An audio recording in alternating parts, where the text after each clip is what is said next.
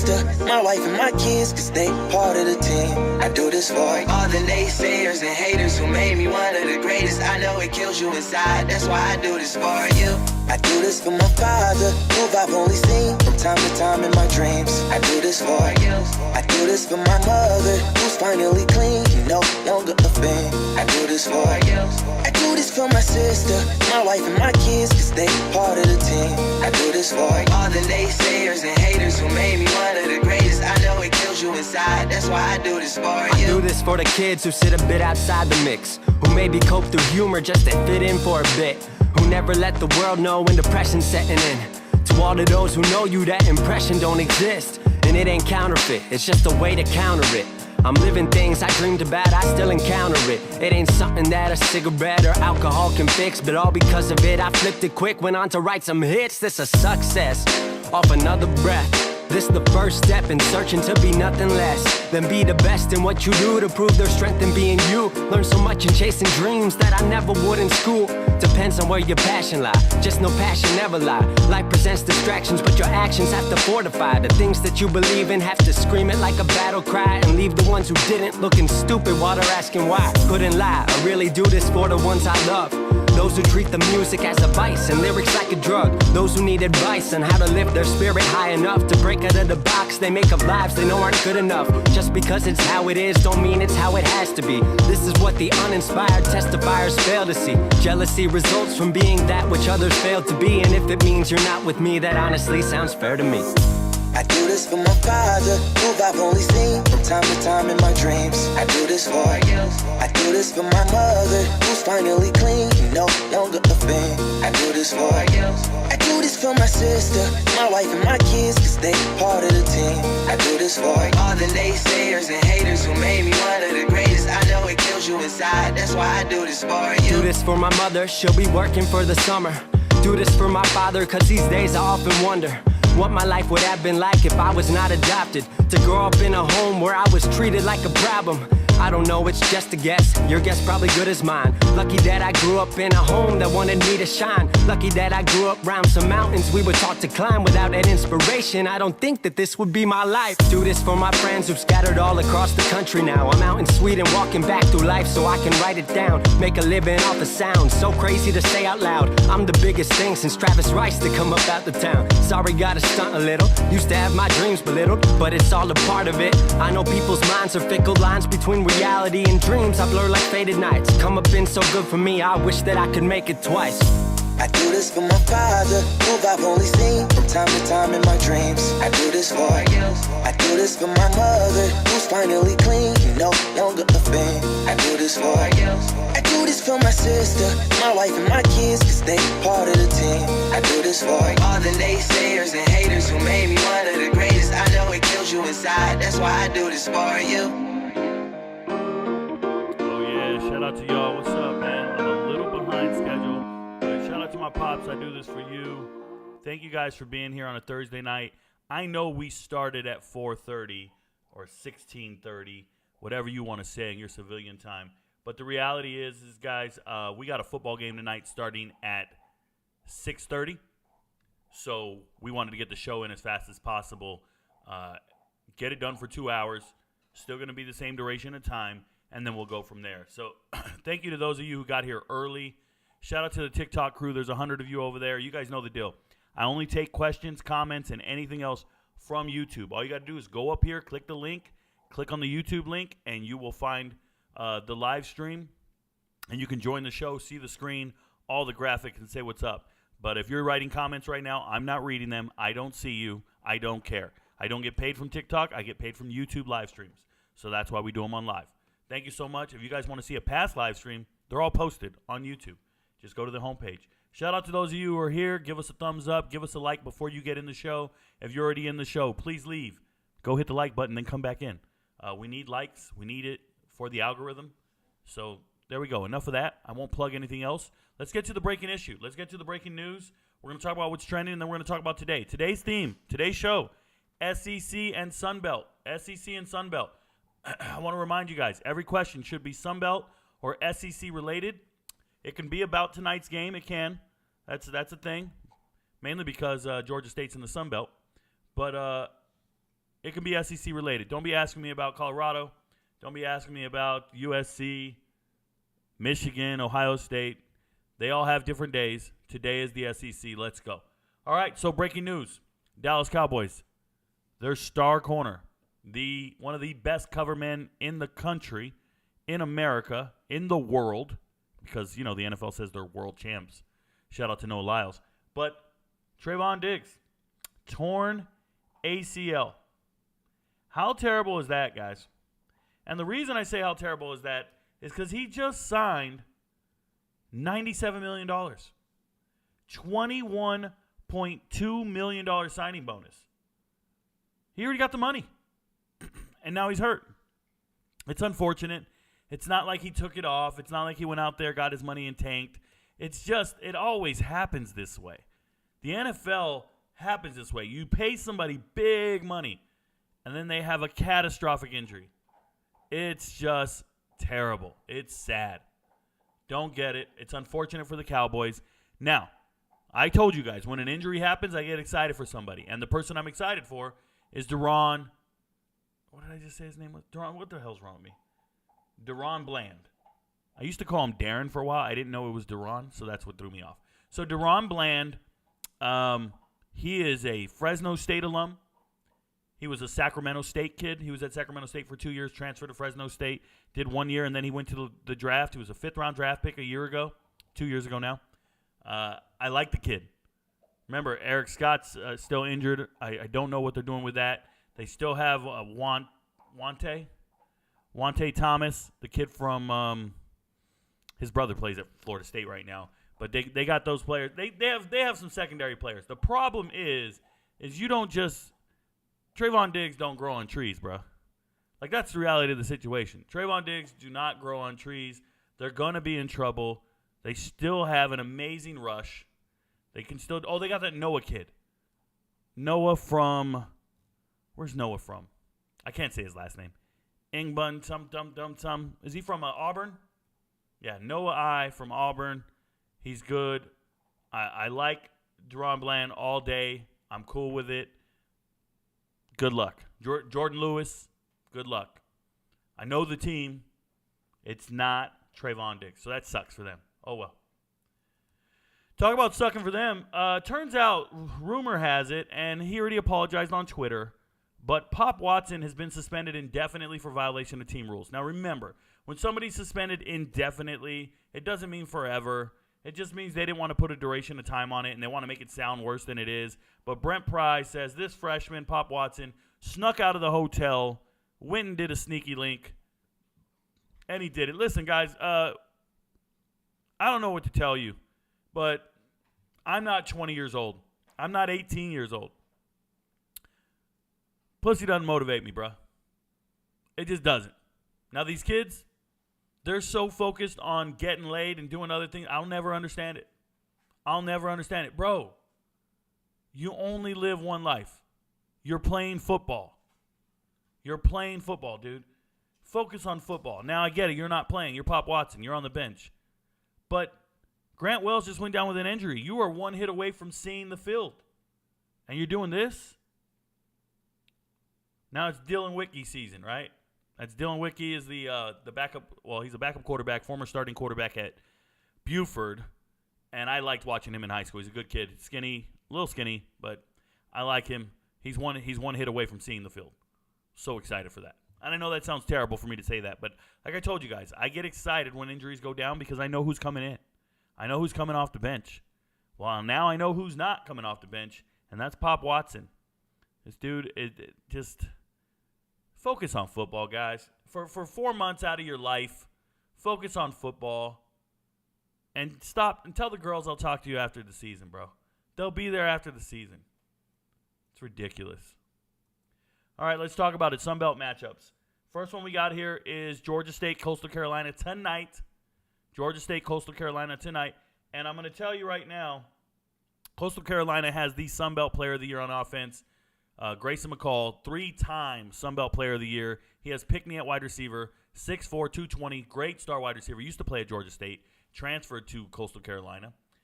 Coastal Carolina was so amazing for a couple years here. They were nationally ranked back in 2021. 2 years ago. And when they were in the top 25, they lost the game after being ranked at, I think they were like 21st. They lost to Georgia State. Georgia State knows how to beat them. Georgia State does not suck. Georgia State is undefeated for the first time in school history. Darren Granger is everything you want a quarterback to be. He rushed for 150 yards 2 weeks ago. Like, this team is real. I think they're a problem. I like Georgia State. They did lose a linebacker to USC. They did lose Jamari Thrash to Louisville. They lost some good players. But my goodness, are they showing out? Now, Coastal Carolina, they opened the season against UCLA. They didn't look good. UCLA is a hard team to look good against. But after that, they've been winning. They've been winning, and they finally got their points together. Finally got their offense clicking. But their head coach, they got a new head coach in Tim Beck. And this is why I don't believe in Coastal Carolina. Because the old Coastal Carolina team that knew what they were doing was all Jamie Chadwell. And Jamie Chadwell's gone. And Grayson McCall did not want to be there. After Jamie Chadwell left, Grayson McCall jumped in the portal and tried to transfer elsewhere, but he couldn't because his transfers didn't, or his credits didn't transfer properly. He had the wrong major. He'd be the starting quarterback for Auburn right now, but he could not transfer to Auburn. They didn't have, one was regionally accredited, one was nationally accredited. If you didn't know, regional's better. Regionally accredited is better. And it's unfortunate. So he couldn't get the right major, and he couldn't do his thing. So he's back at Coastal Carolina where he didn't want to be, and he's making the best of it for his final year. But I still like Georgia State to cover the spread. They're favorite by 6.5. I went in depth for the MVPs. I gave you guys a skim of it. Talked about it. If you guys don't know, I give a take on a team, on a matchup for TikTok, and then I turn around and do an MVP matchup, in-depth matchup for the MVPs, and I post that on YouTube. So only the MVP members can actually do the thing. And right now, I think our MVPs are closer. We have about 300 of them.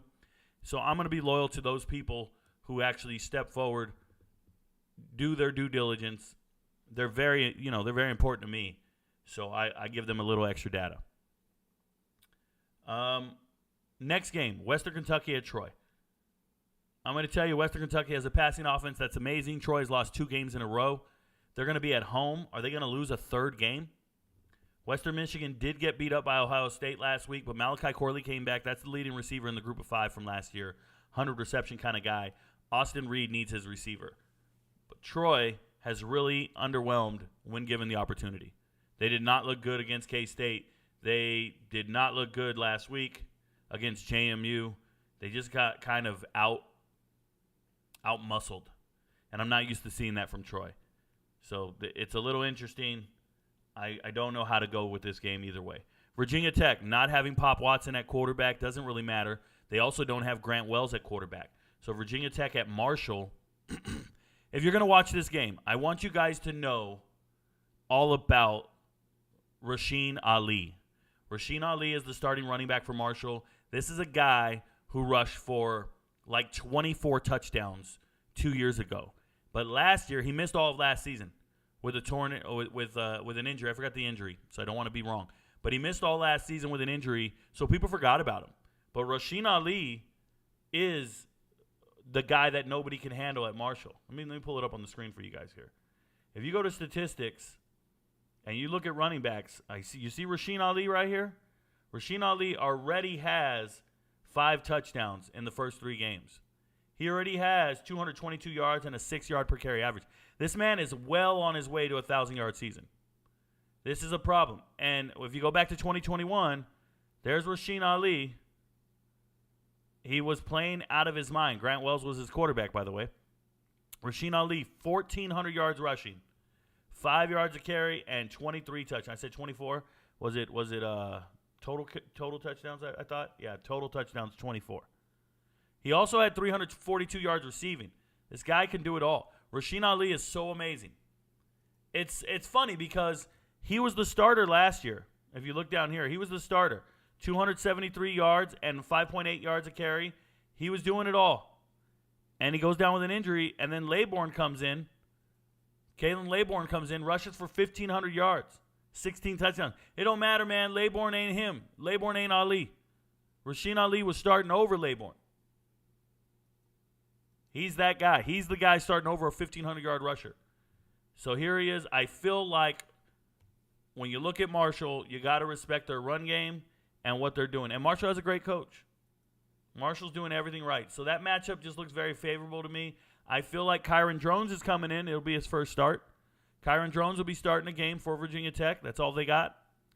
And Virginia Tech's been really underwhelming. They haven't created any space for Bishal Tutton. Their transfer running back from North Carolina A&T, the FCS All-American, HBCU kid. They haven't done anything for him.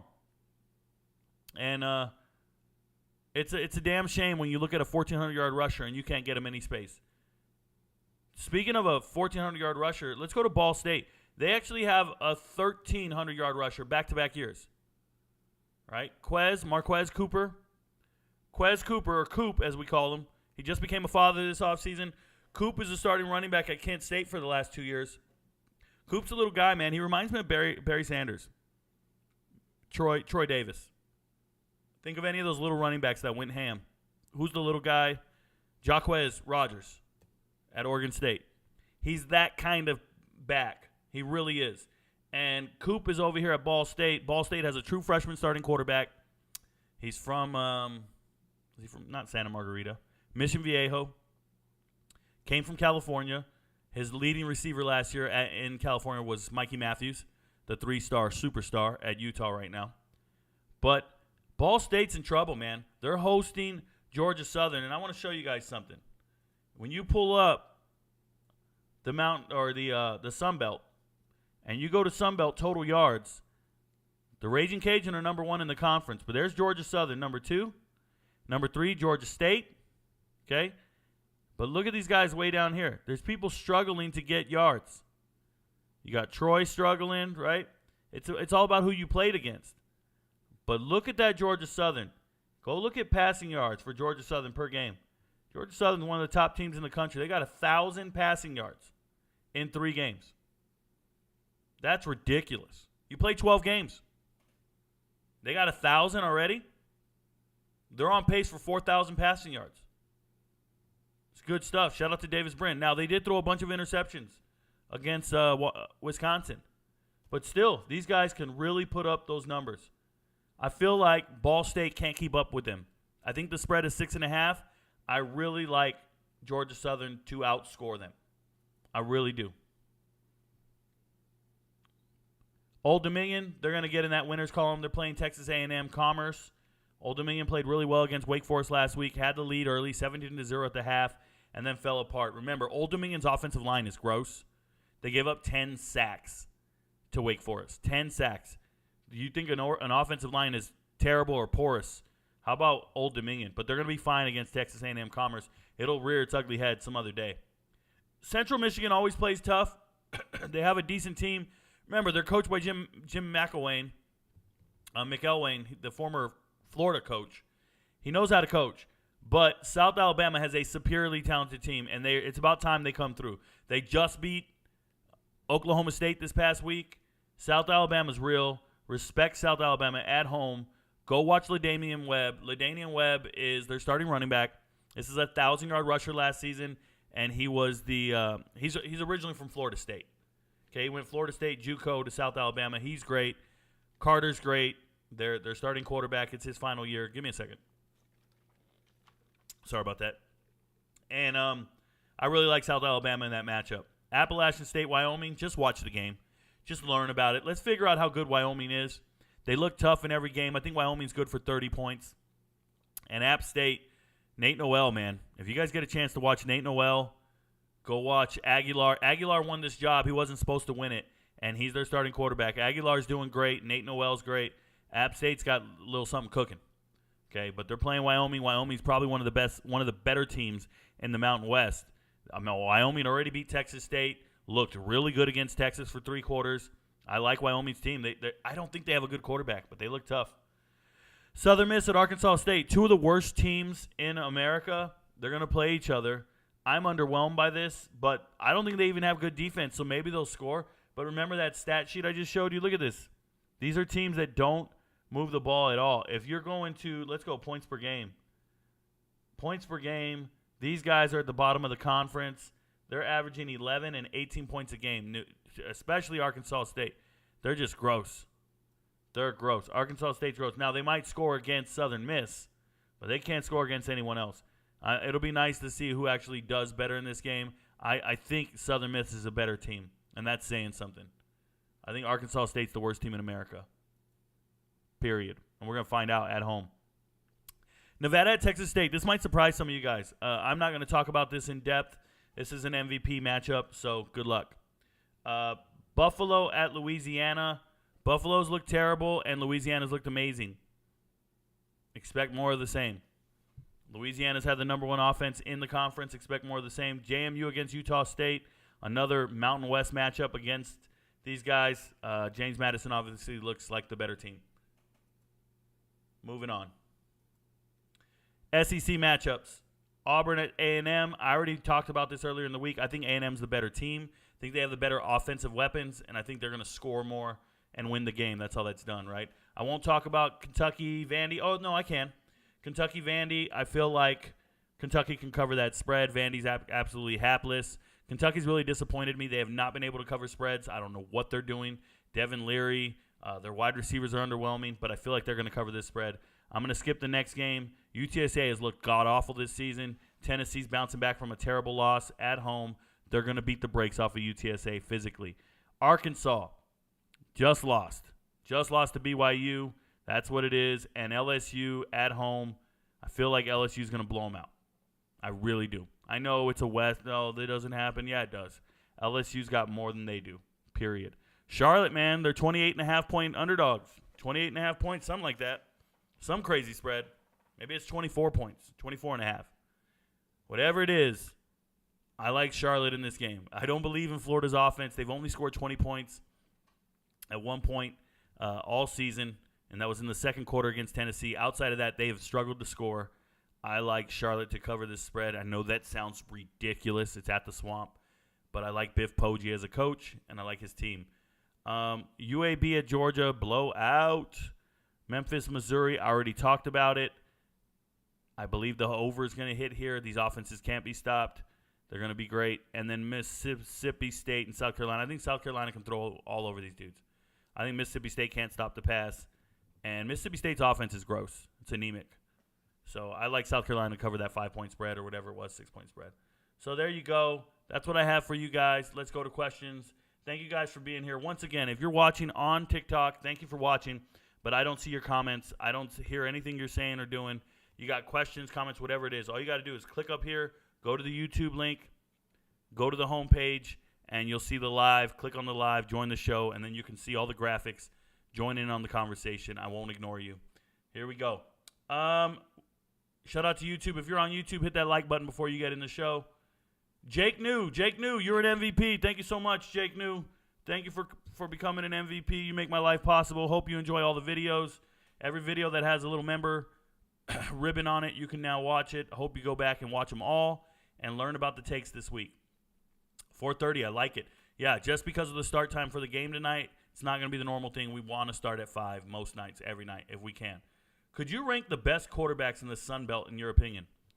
The best quarterbacks in the Sun Belt. Let's go to stats, seasonal leaders. Let's go to conferences, Sun Belt. And then we'll look at complete leaders in passing. So best quarterback in the Sun Belt, pound for pound, all that stuff you want to talk about. It's hard to go against Grayson McCall just because he's been the Sun Belt Player of the Year 3 years in a row. So you got to respect it, right? So Grayson McCall is number 1. Granger, 2. You can't get carried away with, like, the stats that Davis Brin's putting up. It's just the offensive scheme he's in. I think if we had tryouts tomorrow to see who the best quarterback is, Carter Bradley's probably 3. I like Gunnar Watson at 4. Finley at 5. Joey Aguilar at 6. Brin at 7. Woolridge at 8. Woolridge, they're really just running the ball, and he's splitting time with Zion Chris. But Woolridge at 8. 9. Billy Wiles is a former walk-on at Clemson and just got a scholarship, so it is what it is. The rest of these guys kind of suck. Cam Francher, just once again, just handing it off, but he has a good completion percentage. There's some terrible quarterbacks down here. I really like Hunter Herring. If you guys want to see a guy down here, Hunter Herring, you guys might not know this, but Hunter Herring used to play at Louisiana. I'm going to give you guys some 6 degrees of separation right now. Hunter Herring used to play at Louisiana. And the only reason he left is because the quarterback battle between Woolridge and Chandler Fields was going on. You see Chandler Fields down here? So Woolridge and Chandler Fields were battling it out at Louisiana. And Hunter Herring left. And now he's battling it out at ULM with Jaya Wright right here. What's crazy about this is Woolridge only came to Louisiana because he left Fresno State. He was at Fresno State, and Jake Haener showed up, and he had to leave Fresno State because he couldn't start over Jake Haener. Okay? And Jake Haener only showed up because Eason showed up. So Eason shows up from Georgia. Georgia, there's a battle over here. Jake Fromm and Eason are battling it out. Jake Fromm wins the quarterback battle. Eason jumps in the transfer portal, goes to Washington. Right? So now he's at Washington. And then once Eason gets to Washington, he wins the quarterback battle. Jake Haener leaves, goes to Fresno State. Fresno State, then Woolridge leaves, goes to Louisiana. Woolridge wins that job, and then that pushes your boy, not Jai Wright. Not right. Who am I thinking about? Hunter Herring. Hunter Herring to ULM. So the reason Hunter Herring's at ULM right now, competing with Jai Wright, is because Jake Haener won a quarterback battle at Georgia. if that all makes sense to you guys. If you guys can put it all together, think about that. So that's what really happened. That's the musical chairs of quarterbacking. And that's how ULM has a quarterback battle right now. Whew, I'm pretty deep in that, man. I don't know. My mind is weird. Good day, sir. Good day, sir. Shout out to you, Connor, for the question, though. Emilio Milan, MVP. Shout out to you, brother. Thank you for joining. Delta Cats, MVP. Congratulations. Welcome to the show.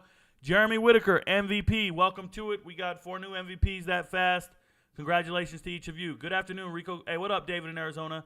Edgar Vasquez says, top. Keep pushing. I see your content everywhere now. Thank you, Edgar. I appreciate you, brother. I do what I do. Carry on.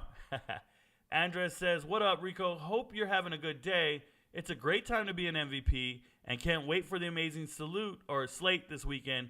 Everyone hit that like button. Take care. You know, Andres is an MVP, and everybody on TikTok always says, I never see any of your MVPs vouching for you.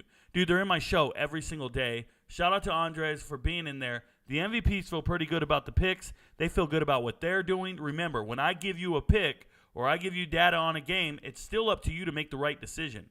Don't blame me if the game doesn't go the way you envisioned or the way I said it. That's on you. You make your decision. You're an adult. But I give you data, and I help contribute to your decision-making. That's all there is to it. It's no different than you reading a weather report and then you going outside and going, oh, man, it said it wasn't going to rain today, and it ended up raining. That's all there is to it.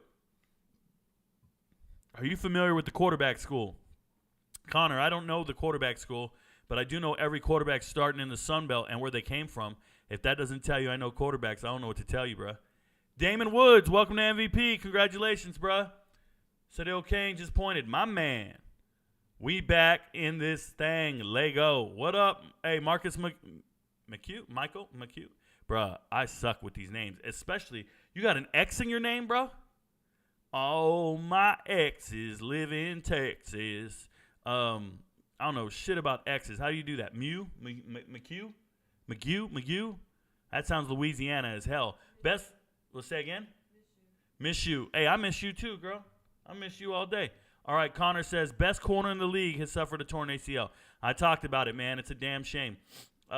Marquis says, do you think Nick Saban decided to go with quarterback number 2 or 3 this weekend instead of Milrose? No, he's going with Milrose. Like there's no other way around it. Milrose. It's Milroe. R-O-E. You threw me off there. Maybe it autocorrected to that. Trent says, Rico, can you break down the weapons Auburn has at skill positions and how they match up against A&M's defense? They didn't put up many points versus Cal.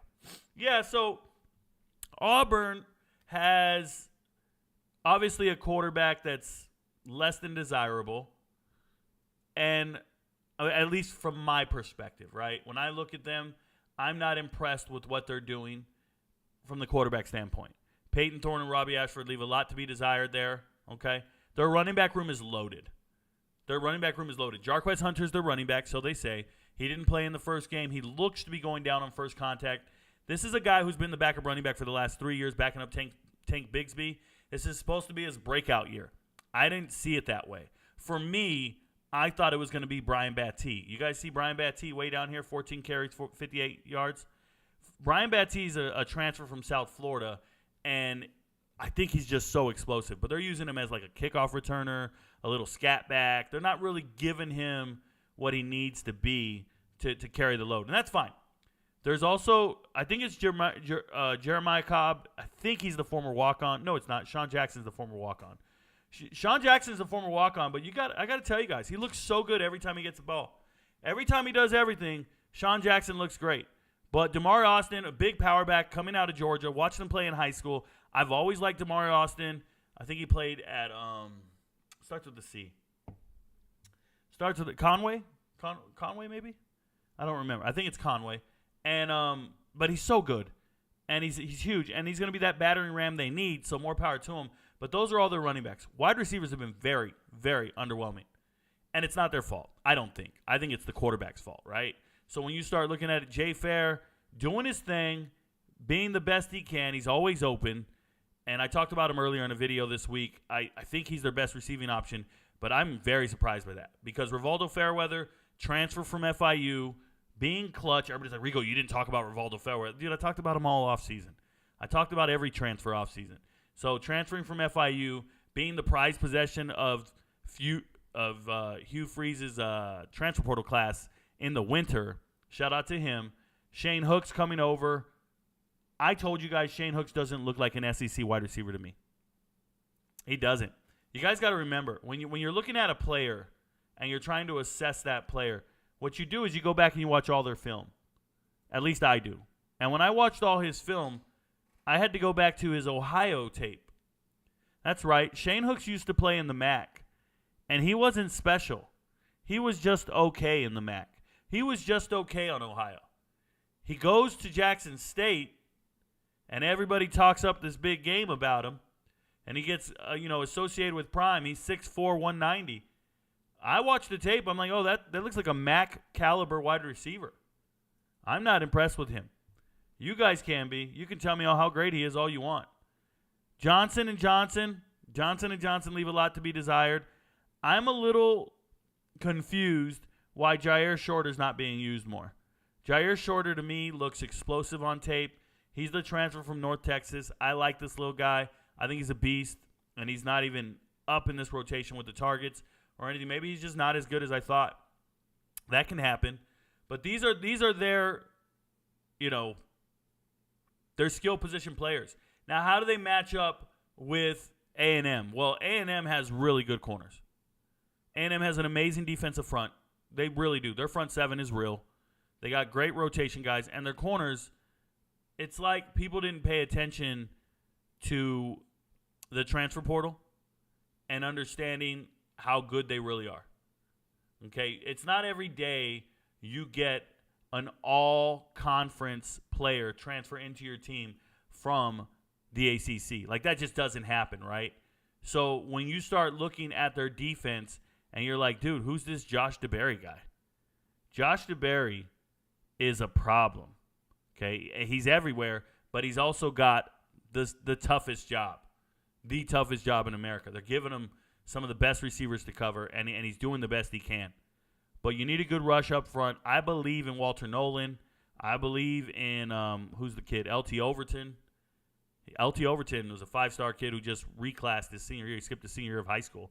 I believe in a lot of these players. So, for me, I really like the way A&M matches up. I think A&M's offense is good. I know some people are making a big deal out of some of the interceptions they threw in the Miami game, but when I watched it, I swear, receiver just falls, and Wegman threw it in the right spot. Receiver just slipped and fell, so it gets picked. I wouldn't be too up in arms about A&M. I think A&M's a much better team than Auburn. Could be wrong. I've been wrong before. I wouldn't bank on it, but I could be wrong. Auburn just looks like they're struggling to consistently move the ball. And I just accidentally closed out the entire SEC schedule, which I didn't want to do. I apologize. Give me a second here. I'm going to re-pull it back up. That's on me. Just clicking around too much. So, yeah, that's me breaking down their skill position players. I think that they don't match up well. That's how I feel. Rico, do you think that Brian Kelly is unable to win big games? That was his reputation in South Bend, and now in his early LSU tenure, he seems to be repeating that trend. No, Pluto, it's not the case. He won big games last year. They beat Bama. They beat Tennessee, right? They won big games. You guys are talking crazy. What happened was in Notre Dame, South Bend, he didn't have the talented team to play against the top of the echelon.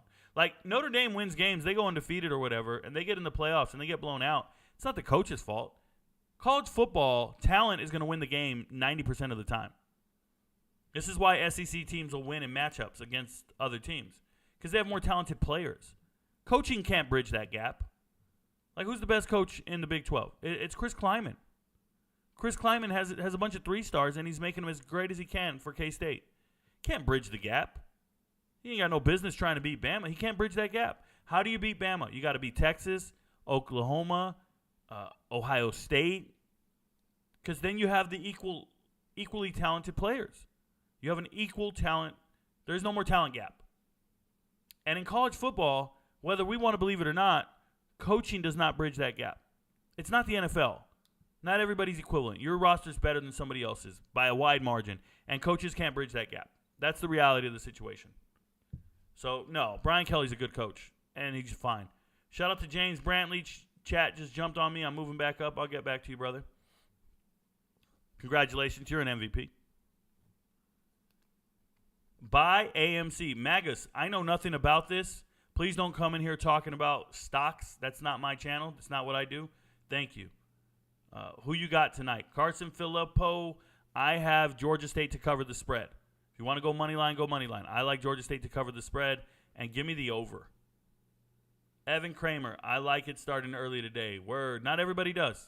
There's a lot of West Coast people, and they're at work. Person that lives. If Auburn beats A&M this weekend, how much hotter do you see Jimbo's seat getting? It's about as hot as it can be. There's not much else that can go wrong. Like, seriously, it's already hot. It doesn't matter. It doesn't matter if they win or lose. I'm sure somebody's going to say it does, but it's hot. Winning this game doesn't make it less hot. How about that? You can beat Auburn and it'll still be hot. Yep. We'll see what bowl game they qualify for, if they qualify for a bowl game. Double Wing Youth Football says, what do you think about Kendall Milton in Georgia? He seems good, but they don't give him lots of reps. Are they saving him for the NFL? Double Wing Youth Football. I'm assuming you're a Georgia fan. Let me explain something to you. 18 running backs were drafted in the NFL draft last season. 18. The very last one drafted was from Georgia. That's right. The very last running back drafted in the NFL draft was from Georgia. That they had 17 better running backs in America. And the 18th guy was this close to not being drafted in the NFL. And for whatever reason, you Georgia fans think your running back room has NFL football players in it. The starter is the very last guy drafted, but you think the backups are better and can make it in the NFL. It's delusion. There's not an NFL running back at Georgia. Not a single one. The best guy in that room just went in the 7th round. None of his backups are NFL caliber. If they were, they would have been starting over him from day one.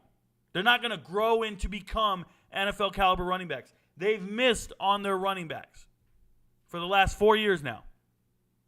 And this is why when Byshal Tutton went in the transfer portal, you can Google this, he got an offer from Georgia.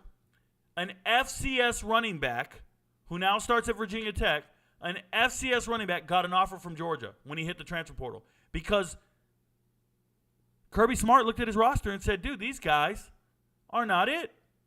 These guys are not good. We found better players in the transfer portal. And they're still recruiting running backs all over. They're going to California to try to find guys.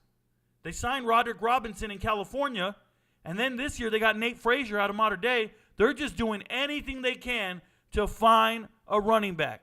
They don't have one. And this is what's wrong. This is why you see Brock Bowers taking carries at running back. This is why you see them rotating a bunch of guys in. None of them are marquee backs. None of them are workhorses. None of them are carrying the load. Rico, what about Bronson Robinson? Well, obviously he's injured for the year, but he wasn't going to be the guy. You all watched hype videos. You read one too many SEC articles. You believed ESPN or that balding dude Feinbaum. Like, you guys are wrong. The NFL draft doesn't lie. 18th running back taken. There were running backs taken from multiple running backs taken from other teams. Texas had 2 running backs drafted. Georgia doesn't have that kind of running back room. It's gross. Matter of fact, they don't have NFL wide receivers. Their leading wide receivers hit the transfer portal and leave because they don't utilize them. That's why they don't give Kendall Milton the ball. He is not him. They don't have NFL wide. They've never had 1,000-yard. They've had, 2,000-yard receivers in the history of Georgia football? 2 1,000-yard receivers? Study this shit. The wide receivers leave because they don't throw it to them. Check down all day.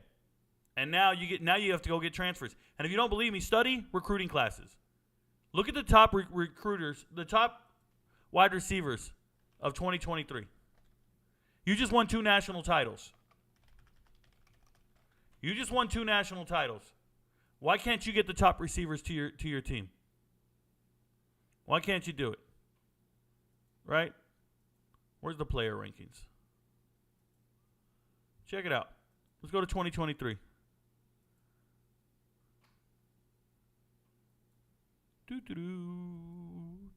Let's go to wide receivers. Check it out. Where is Georgia? Did Georgia get any of these players? Where are they at? Georgia got 17th, the 17th best wide receiver. Keep going. The 30th. Do you know how many Ohio State got in the top 10? Ohio State got 3 of the top 10. 3 of the top 10. Obviously, you guys see Branch every day. It's incredible to me that people don't, and look at that, USC got 1 and 9. You guys don't see what's going on with Georgia. They're not getting anybody in the top 15. They're losing recruits to TCU. They can't get top wide receivers. They don't throw to them. What are they averaging? 2 receptions a game? 2 targets a game? Go look at seasonal stats last year. They're throwing to a guy named Ladd and Brock Bowers, and that's it. That's not going to get you any top recruits across the country. It's like a mutiny. It's like a quiet thing where they're all boycotting Georgia. Look at the state of Georgia. You go to state rankings. They just won the national title. They should have cleaned up in state. And all they got 3 guys. They got 3 guys. Look at Alabama and Clemson coming into the state. Georgia got 4 guys. This is your state. I see paw prints everywhere. This is your state. Alabama taking 2 of the top 3. Clemson. You're getting punked in your own state because you're going national, and you're struggling to find running backs. It's gross. People aren't paying attention. Handsome Huss, welcome back, bruh. Handsome Huss, MVP. Hey, Rico, just stopping by to show love and support family. 100% appreciate all the time and research you put in for us. Let's go. Your friends don't know, but Rico knows. Shout out to Handsome Huss. You know, my MVPs always give me love, man. In the comments, in the chat, they send me DMs. They're like, Rico, the amount of effort you put into us is real. I'm like, thank you very much. I'm trying. Corey Flores says, what's good, Rico? Hope you're having an amazing day. Always, Corey, I am. Nolan Yosef says, who's the best wide receiver in college football right now? Jamari Thrash. Right now, Jamari Thrash is playing great. It's whoever's playing great. I don't assess people based upon draft potential. That doesn't matter to me. What matters to me is productivity. There's some other guys. I like Rome out at Washington. Obviously, USC's got a couple. I mean, it's whoever's throwing the ball to these wide receivers. You think Oregon will cover 21? That's an MVP question. Estimate top 5 back in the country. That is not an SEC question. Rico, what do you think about the over for the LSU-Arkansas game? What is it, Brendan Metzger? What's the over for the LSU-Arkansas game?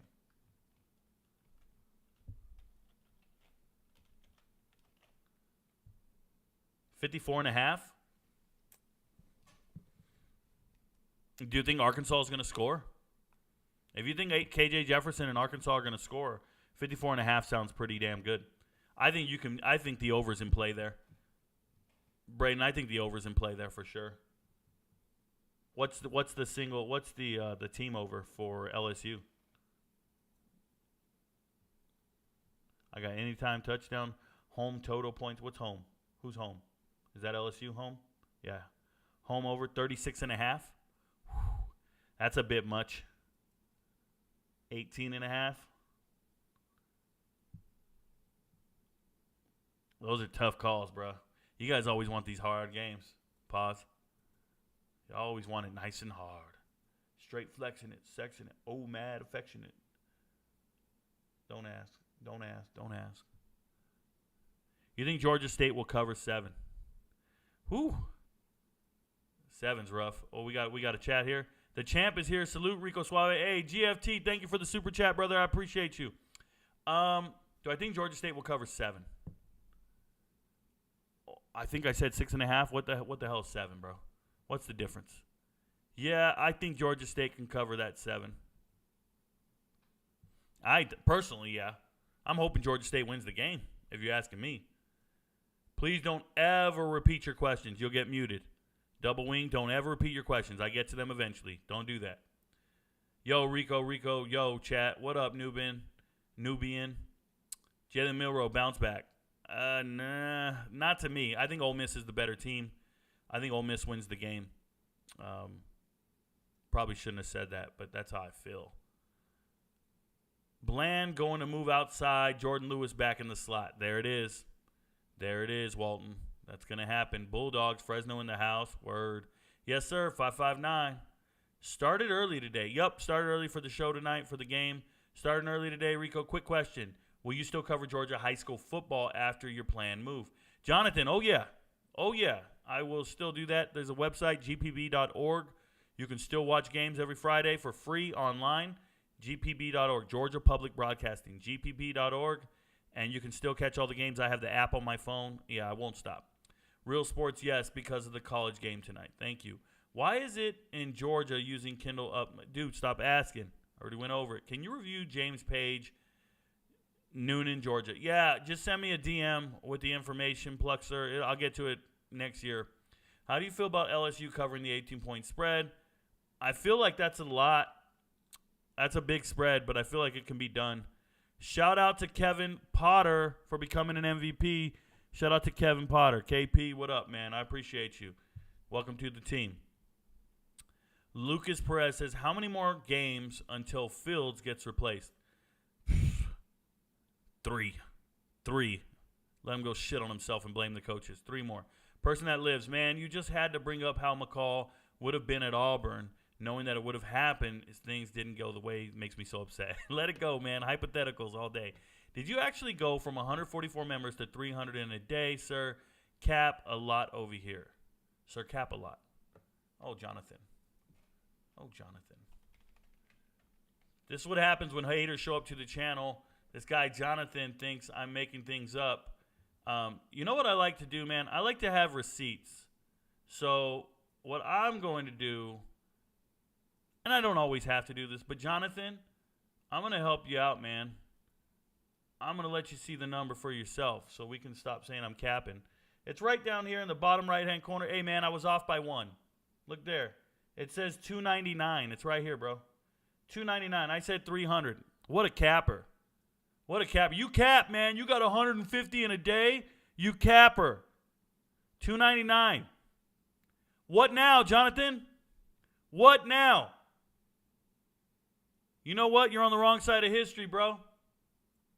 Got proof for days. How you doing, Jonathan? punk ass. I would love to see you, dude. I'd love to meet you in person. Sir Caps-a-Lot. You think I exaggerate anything? I don't exaggerate shit, man. That's how I got here. Because I'm accurate. Because I'm detail-oriented. I'm second to none when it comes to this shit. Now do the math on 150. Do the math on 150 times 25. Keep counting my pockets. Dumbest shit I ever seen. Thoughts on Ole Miss versus Alabama. That's an MVP conversation. You know Stephen A. is ecstatic right now knowing Trayvon tore his ACL. F Stephen A. Punch him in the throat. Don't like the dude. Can't stand his voice. That's why the throat punch would occur. Talked Auburn game yet? Yeah, I already talked all the games. Rewind the show. Aaron D'Angelo, welcome to the team, brother. You're an MVP. Congratulations. What up, Lewis Henton? Chase Daly says, are you owning your 6-6 Bama take now, or is that still just to get people riled up? It was 7-5. 7-5, Charles Darley. And nothing, Chase Darley. And nothing I do is to get people riled up. You haters who doubt me get me riled up. You bum-ass dudes who come in here with your hate. I can't believe I got haters sitting in here every day. Like, if I hated somebody, I wouldn't be sitting in here talking to them. I don't even know what the hell that is. How do you guys live with yourselves? It's gross, bruh.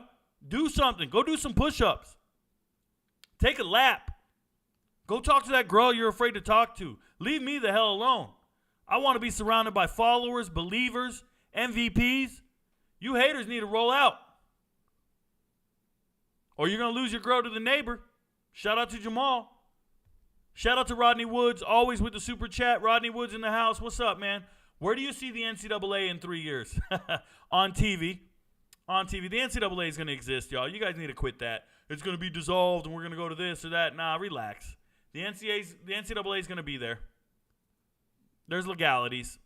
And believe it or not, there's at least 70 to 80. No, there's even more.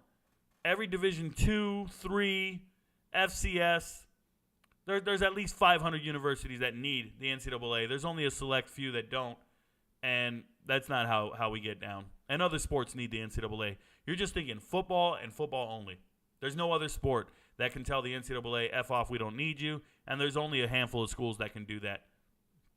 So in 3 years, it's going to be the same. It'll be just the way it is right now. Give us the report on Coastal Carolina, Georgia State. I already posted a video on it, Eli. Go watch the video, please. How does Alabama with 6 chips in the Saban era not have a legit quarterback on the roster? Why do they struggle to recruit and sign portal quarterbacks? Well, they signed a portal quarterback, and they recruited a bunch of them. What hurts is your offensive coordinator departing every year. What hurts is your inability to project development and growth. And if you don't have the right infrastructure in place, you're not going to develop a quarterback. That's the reality of the situation. A ton of teams are dealing with it right now.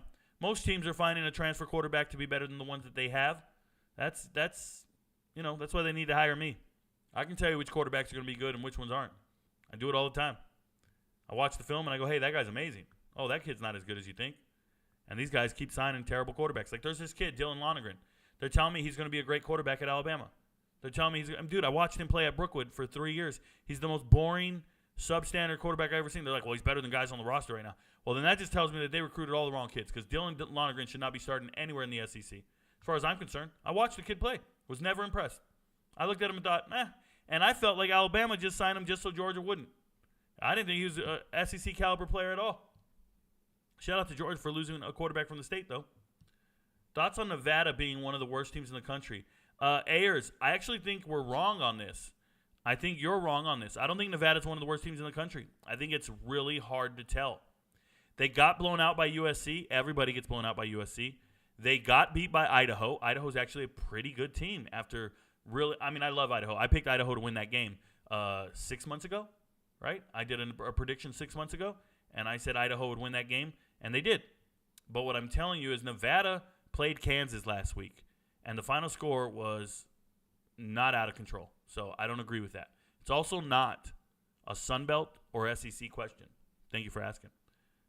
Notre Dame or Ohio State, they're not in the Sun Belt or the SEC. Best Alabama quarterback, Eli Holstein. Eli Holstein is the best Alabama quarterback. Eli Holstein. South Alabama coach to Michigan State. No. Derek just became an MVP. Congrats, Derek. You're on the show, bruh.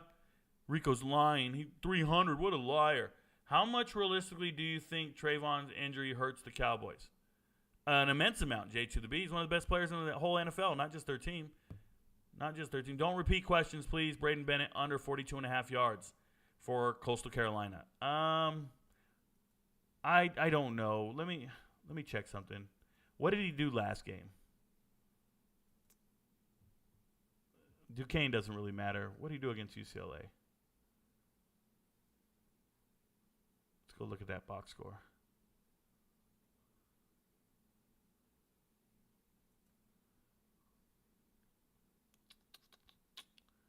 $14. 14.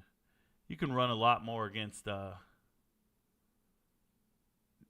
Duquesne, right? So you look good.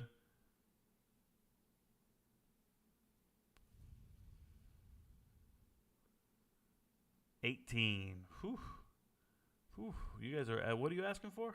42.5? All because of what he did against Duquesne? Because he did the 58 against Duquesne? Are you tripping, bro? Are you tripping? You got to take that under. Doc Escobar, you got to take that under. Right now. What's Georgia State giving up in rushing yards? Look what Georgia State did to a really good running back at UConn and Rosa. 10 carries, 17 yards. Are you crazy? Shutting that man down. Hey, Rico, would you take a scouting job if offered by the right team? Huge fan. You got me into college football and still shock me how right you are. Jihad Suga, hey, I've said this many times. Scouting jobs don't actually pay as much as you guys think. They have budgets, and they're not trying to pay scouts who are willing to do it for peanuts. There's a lot of interns. I have a lot of recruiting departments and scouting departments that reach out to me, asking me for a list of names, asking me for information. I could show proof of it today. I had one today. A kid just asked me, works for the NFL Players Association, and he's trying to identify quarterbacks that might enter the portal next year. I gave him a whole list of names because if you didn't know, look, I'll prove it.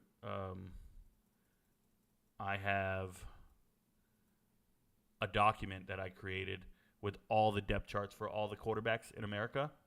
And what I was trying to identify was the backups, as you guys can see here on the screen, the backups that will potentially transfer out of the program because they're not starting right now.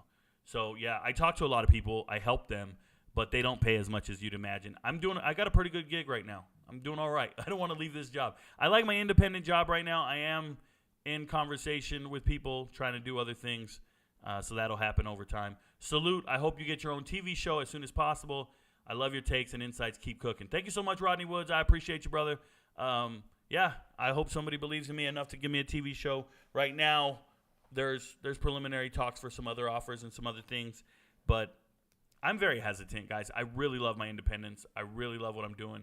And if I can do this on my own, I will. I want you guys to know that. I much prefer to do it on my own. It's just the freedom to do as you wish. When you get sponsorship and you work for other businesses, you answer to them, and I don't ever want to feel that way. If anything, I want a partnership where they gain the benefit of being associated with me as much as I do. So that's why I need my own fan base. Before we talk, I want to have 250,000 people, right? Before we talk, I want 250,000. I want an army of 500,000 before we even start putting money on the table and figuring things out. And the more that I build and the more that I grow, the less leverage they have over me. Because what are they really offering me that I can't really, right? I really can't. I'm not losing out on anything. I'm fine. They can't afford me right now.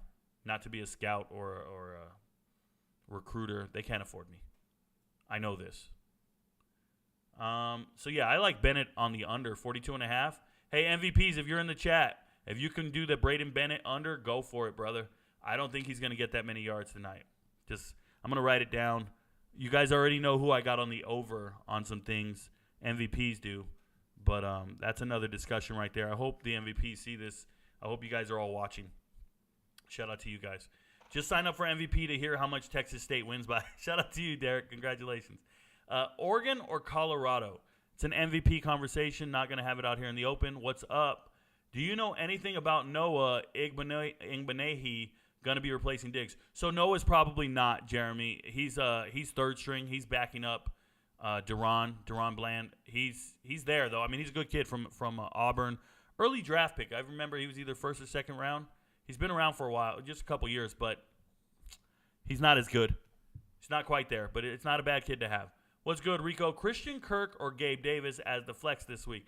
Anytime you ask me about Christian Kirk, I'm rocking Christian Kirk, bro. I love Christian Kirk as a player, so I'm being totally biased there. It's not accurate. I haven't looked at the matchup, haven't identified who's going to be on who. Just knee-jerk. I see that. Go Christian Kirk. What up, Willie Bobo? I feel like Gunnar Watson is the Graham Mertz of the Sun Belt. If he has to throw more than 30 times, we're probably losing. Sounds about right, Evan Kramer. I'm not going to argue with you in that regard, for sure. Trent, Rasheen Ali looks like a guy that will play on Sundays. You're exactly right about him. People forgot about him. I know, Trent. I know. He's one of my top 10 running backs in America. People forgot about him. The NFL scouts did not. But with an injury last year, the average fan doesn't even know who Rasheen Ali is. A 1,400-yard rusher, 23 rushing touchdowns, and you don't know who the hell he is? Could you imagine? They're all talking about some kid, Corbin, or whoever the fuck they're talking about at Michigan. They're talking about Penn State running backs. They're talking about, like, other guys who couldn't even carry this dude's jockstrap. Rasheen Ali is so good. Go watch the tape. That's a very good running back. He was my number one running back in the group of 5. What is the obvious favoritism towards Tavion Robinson from Leary? Do you think that impacts Kean Brown's decision to stay versus transfer after the season? No, I hope they don't transfer. But it's obvious that Tavion Robinson is more seasoned. He's been around college football longer. He's talking about Kentucky, guys. It's pretty remarkable. We were expecting Lee and Barian Brown Key and Barian Brown to have really good years, breakout years, and they're just kind of not getting the targets, and everything's going to Tavion. And I don't know what Leary is. Leary is not as good as people said he was. Leary is never going to get back to the form that he once was. I never believed that he was, and then as I watched tape, he looked so good on that tape, I thought, well, fuck, man. I mean, he's that good. What am I supposed to do? Right? So, and then now he's letting me down. My gut, if we go back to old videos on the Kentucky transfer portal class, I was like, they didn't get much. And then later on, I was like, they got themselves a starting quarterback. I got to believe in them. And I'm regretting ever saying that because, my goodness, is he underwhelming. Just keeping it real. I hope they don't transfer. They shouldn't transfer. There's no way. Ivan Lindahl, welcome to the team. You're now an MVP. Congratulations. Isaac Mateo says, what's good in the hood? What up? Bane Allen says, Rico, should Kentucky get another transfer quarterback after Leary leaves, or can Cutter Boley be the intermediate starter? Well, everybody's going to want competition at that quarterback position. There's going to be a ton of kids jump in the transfer portal after this season. There's going to be quarterbacks that jump in. There's going to be guys like Eli Holstein from Bama. There's going to be players. Look for Brock Vandergriff. So you don't have to settle for what you have on your roster. You can go out and go shopping and get somebody. We'll see what happens. Jason Parkinson, afternoon, Top and Kim. Hope all is well to both of you. Thank you very much. Is Trey Harris supposed to be back for Ole Miss this weekend? I don't know if he's back, Lansden. I apologize. I did not check the injury report. I hope he is, but I don't know if he is. If Georgia State wins this tonight, it makes Troy versus Georgia State a huge game next week. Yes, it does. Georgia State, 3-0, first time in school history. I hope they pull it out. I'm really pulling for them. Marquise Michaud. There it is, Michaud. Marquise Michaud. What up, Michaud? Hey, Michaud Lay. Is it like Michaud? Girl, you're the only one for me. I know you're special. You remember that song, Michaud Lay? I forget what it's called. I think I trust you, but I want you to know. Something about your nose is growing, Pinocchio. Come on, what is it called? Somebody knows. You good, Top? No co-workers or battles get me the right first time either. My bad. Oregon or Colorado, that's an MVP conversation. If Kentucky plays up to their full potential for the rest of the season, how would you predict them to finish record-wise? I had them winning 9 games. Had them winning 9 games at the start of the year, but they're playing scrubs on the out-of-conference games, and they're looking underwhelming against them. That's what's disappointing. They have the world's easiest schedule. Let's figure it out. Sorry, chat jumped on me. I'll catch back up. Let me go back up. Hang in there with me. Shane Hooks killed it at JSU. Yeah, he did. That's not the MAC. That's not SEC. That's JSU. That's the SWAC. Is Reedy Stewart the best cornerback in the Sun Belt? You know, he's very good. Evan Kramer's always asking the clutch questions. Reedy is pretty good, man. He's fun to watch. He's a good player. I don't know if he's the very best, but he's definitely very talented. He's fun to watch on tape. There are 78 people in here, but only 50 likes. Man, these guys don't hit the likes. There's over 100 people in here. They don't hit the likes. They're tripping, bro. You guys got to help me. You got to. Thanks in advance. Shout out to Kim. You guys got to hit that like button. Keeps my shows getting paid. Sunbelt best, top to bottom, group of 5. Zach Washburn. You can say that, but the American is real, and so is the Mountain West. The American is real, and so is the Mountain West. Don't you ever forget it.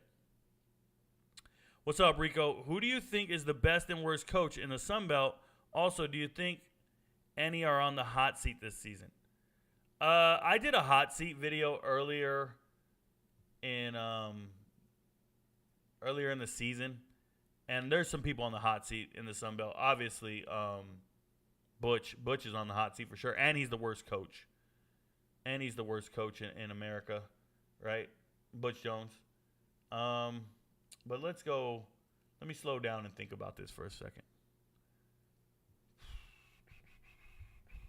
Man, the underrated coach in the Sun Belt, the one nobody talks about, is Clay Helton, the newly hired head coach. Well, he's been there 2 years now at Georgia Southern. The way he flipped Georgia Southern into be, a passing offense, he stole the offensive game plan from his brother, Tyson Helton, who I think is an amazing coach. Tyson Helton is an amazing coach at Western Kentucky. And I feel like Tyson Helton is comfortable being at Western Kentucky, but he should probably be an offensive coordinator somewhere at a Power 5 team, and that could lead to a head coaching job someday, because that's what you need to do. You need to go be a coordinator at the Power 5 level.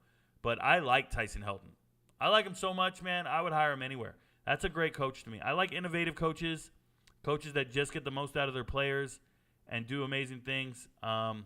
G.J. Kinney's going to shock the world. He's scoring so many points at Texas State, and he has them built. I don't think G.J. Kinney's going to be at Texas State long. Nope. I think he's going to have to replace Joey McGuire, Jimbo. He's going to have to replace somebody. G.J. Kinney's a real coach, and he's going to build something remarkable. So those are the guys that stick out to me. I know everybody's going, Rico, what about Troy and JMU and Old Dominion and South Alabama? Relax, bro. You can't name everybody. Those are the good ones. Worst one is obviously Butch. Butch is bad. Yo, Rico, what's your national champion game prediction so far? Jihad, I don't do that, but thanks for the question. I don't bother with that. There's no point. You make a prediction, they didn't even win their conference, or they don't get in the playoffs, it doesn't matter. You can even win your conference and still not make the playoffs. There's no point. Hit the like button, you little hoe. What up, man? Yo, Unc, what up, Dream? Love how you handle the haters this week. Love the information. They don't for real. That's right. I appreciate you, Dream. Rico, have you seen enough from LSU to say they are still the favorites to win the West?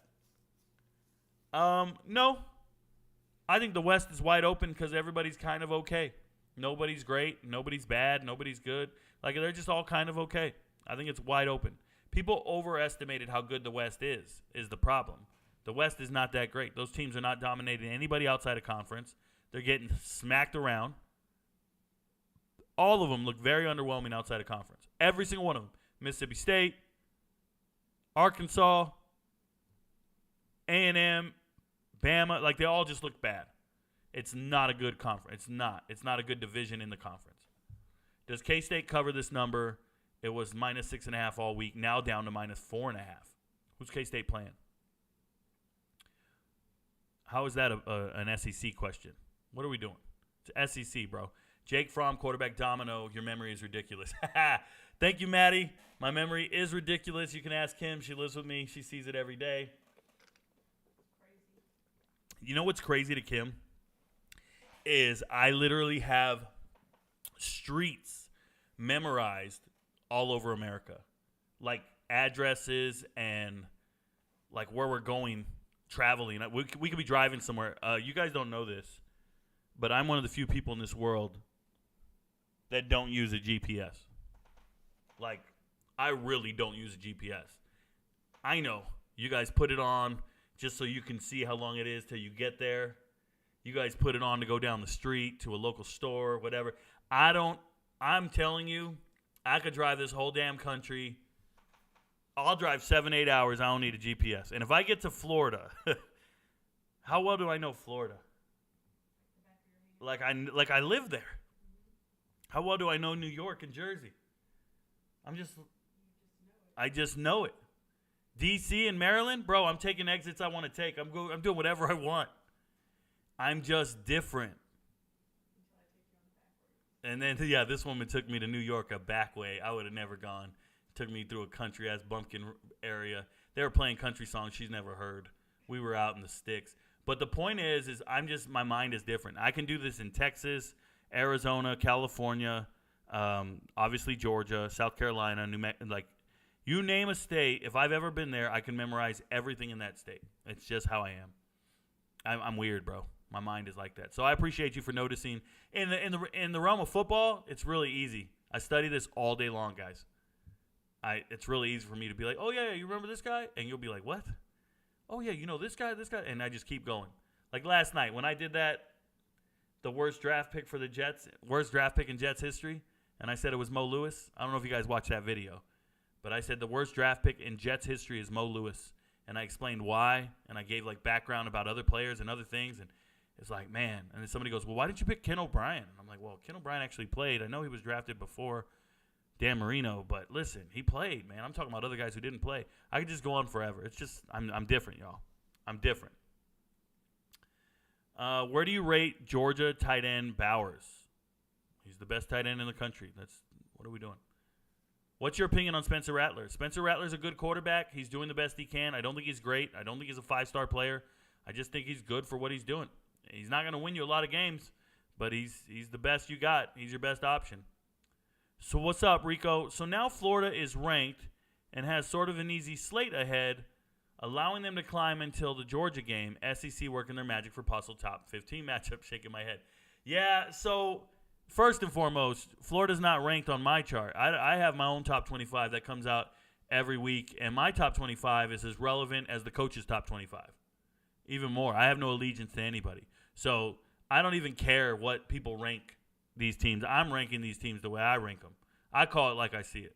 And Florida's not in my top 25, so I don't respect them on that level. Now, you're damn right. This is what the SEC does.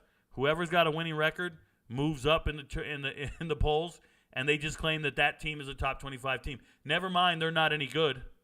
But this is why they keep pushing Utah to the top 10. Remember, I dropped Utah back.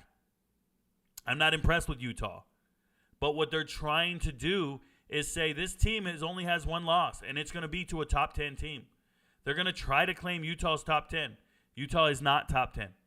But they keep doing that so they can justify Florida moving up. It's all manipulation.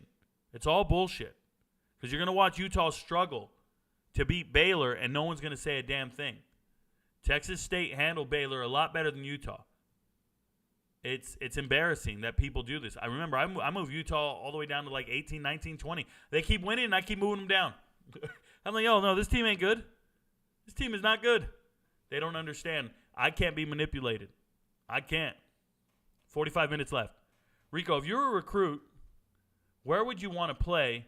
You pick the position because I know it varies by position. Bain Allen, I want to play in Hawaii. I ain't messing with you guys. I'm going to Hawaii, and I'm living there on the island, and I'm meeting me a swollen Mexican, a Samoan, and we're going to figure it out. We're going to make a bunch of defensive linemen. Justice Haynes, nice. Romeo Taylor, what do you mean? He's a backup running back. I don't understand why people gas 5-star recruits. They're not supposed to be in your 2 deep. You keep recruiting 5 stars every year, 5 and 4 stars. If they're on your team and you develop them for the last 3 years, there's no way some kid out of high school should pass anybody on your roster, unless that high school is developing players better than you. Unless you think Blessed Trinity and Buford were developing Justice Haynes better than Bama. That kid should be fourth string for 3 years. You should have better running backs on your roster than a 5-star you just picked up. Romeo Taylor says, I don't think LSU is going to score over 20. There you go. Ask Romeo, man. Romeo knows what's up. Chino says, hey, Rico, the Sun Belt is full of great jerseys, so which team has your favorite? My favorite jersey? I don't think they have a lot of good jerseys, bruh. I'm not a jersey guy. I own a jersey, sweetie? I own one jersey. I own one jersey. It was given to me as a gift by my teammates. I played in a men's flag football league in the Army, and I was like the MVP of the whole league. And they gave me a jersey, and on the back it says "The Truth." I'm the truth. But that shit is 20 years old. It's a 20-year-old jersey. I think it might be 2005 on there. So what is it? 18-year-old jersey. I don't own jerseys, man. I don't wear them. I don't like them. Jerseys were meant to be worn over shoulder pads. So they're oversized. They're not, I don't know what you guys are wearing, but jerseys are, I don't like jerseys, bro. I'm a grown man. Just give me a shirt or a hoodie. Would you take scouting job if offered? Jihad, thanks for repeating the question. I think I already answered it. Rewind the show. Would you take Ole Miss money line? That's an MVP question. Get MVP, you'll know. What are your thoughts on the Auburn-Texas A&M game? I made a video about it, Archangel. Please go watch the video. You do college basketball? Just curious. Rondo's Gaming, I only do conference tournaments and March Madness. So I start watching conference tournaments because I want to see Cinderella stories from the conference tournaments. And then I start watching March Madness. It lets me know where I got to go. Remember, last year I correctly picked UConn to win the national title. I have a bunch of videos about it because Rico knows I got the right team. I'm just one of those guys. Romeo Taylor says, oh, man, I can't stand to lose to Ole Miss. But Rico said it is so. Roll Tide, but my money on them trash-ass Rebels. There you go. Kevin Potter, welcome to the show. I already gave Kevin Potter a shout-out. Thank you. Kevin. KP. Will you be watching the Georgia State game? If so, will you be going live on TikTok of your reaction? So I'm going to be live on YouTube. I'm going to be live streaming YouTube. I will probably be live on TikTok too, huh? Is that what I did last time? I think I only went on YouTube for the Colorado game, huh? No, I was on both. One of them you were only on one. Really? Yeah. I think I was on both. The first game I was only on one. No, I was on both because I was sitting on the couch right here. Oh, I did it I went live on my phone just with YouTube on my phone. Not doing that. Yeah, I'm doing it live tonight on the desktop. I haven't set it up yet, but I will. It's going to be a watch-along party. Thank you for asking, Elite. I will be watching the game live tonight. Hopefully we hit our MVP predictions and our TikTok predictions. Are the Cowboys going to be Super Bowl this year? When? We'll find out. When? We'll find out. They got to get to the playoffs first. FSU game, who do you like? FSU is not in the SEC. If you want that question answered, go back and watch Monday's show. I talked about the ACC then. Rico, fresh off an 11-hour shift, got an hour and a half of paid drive time to listen to the GOAT. Shout out to you, Bobby Albright. I appreciate you listening during your drive, brother. Don't text and drive. Y'all some weirdos for real. Shaking my damn head. Shout out to you, Legal Hustle. Willie Bobo in a Volvo, driving slow-mo by the Popo while he's listening to Rico because he knows he's got his girls, Ash and Kim Jones, and Top ain't going to stop because TikTok makes no dough. Rico knows. Shout out to Matt. Hey, Matt, is it Ainge or Agnew? Matt Angie, Aggie? Matt, you're flat on your back, ducking from bullets in Iraq. I'm telling you right now, man, you're nice. I appreciate you rhyming. It was bad timing. I'm harder than a diamond. If you didn't know who's rhyming, I guess I'll say Craig Mack with perfect timing. Won't be around next year. My rap's too severe, kicking mad flavor in your ear. No? I'm kicking new flavor in your ear. Man, my girl's over there going, what, whatever, bro. Rico never caps, man. Hey, GFT. Hey, what do you need to lie for? Apparently I'm lying on live, bro. He's got receipts for days. Hey, watch that dude disappear, bro. Watch that dude disappear. That guy's capping. Sir caps a lot. Hey, it's over 300 now. We're on live. It's over 300. Oregon State or Washington State? Neither one of them in the SEC. Thanks for asking. You booming on TikTok. Got to get people over to YouTube, brother. I appreciate it. I'm booming everywhere, man. Let me tell you guys this. I'm going to peel back the curtain a little bit for y'all. The pay's equivalent, bro. TikTok is paying me as much as YouTube's paying me right now. I'm booming. I'm all right. It got even. Do the math. Shout out to Dream. Zach Jorgensen says, high school b-ball coach here. Okay. Made me a college football fan and MVP subscriber. Shout out to you. Big fan of the analytics you put in. I'll turn this on over ESPN any day. Keep doing you, brother. I appreciate you. Yep, I appreciate you. Big Trust said 300 times 25. Rico got it. Leave me alone. I got kids to feed.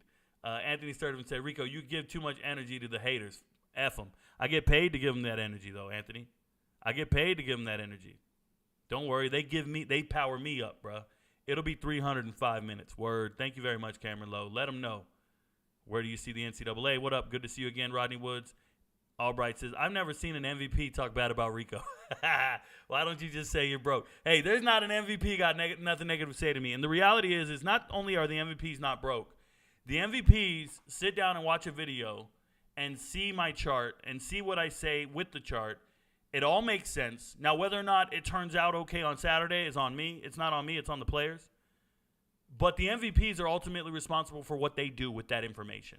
That's why they're not upset with me, because they understand what they're getting themselves into. When you have these kids on TikTok, and even the haters in here, when you have the kids on TikTok and I miss on something, they start screaming and yelling about it. You missed, you missed, you missed.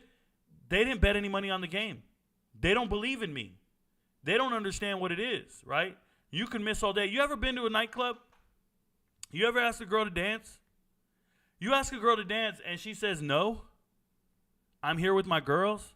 She says no, not right now. Maybe when a better song comes on. No, I'm trying to get a drink.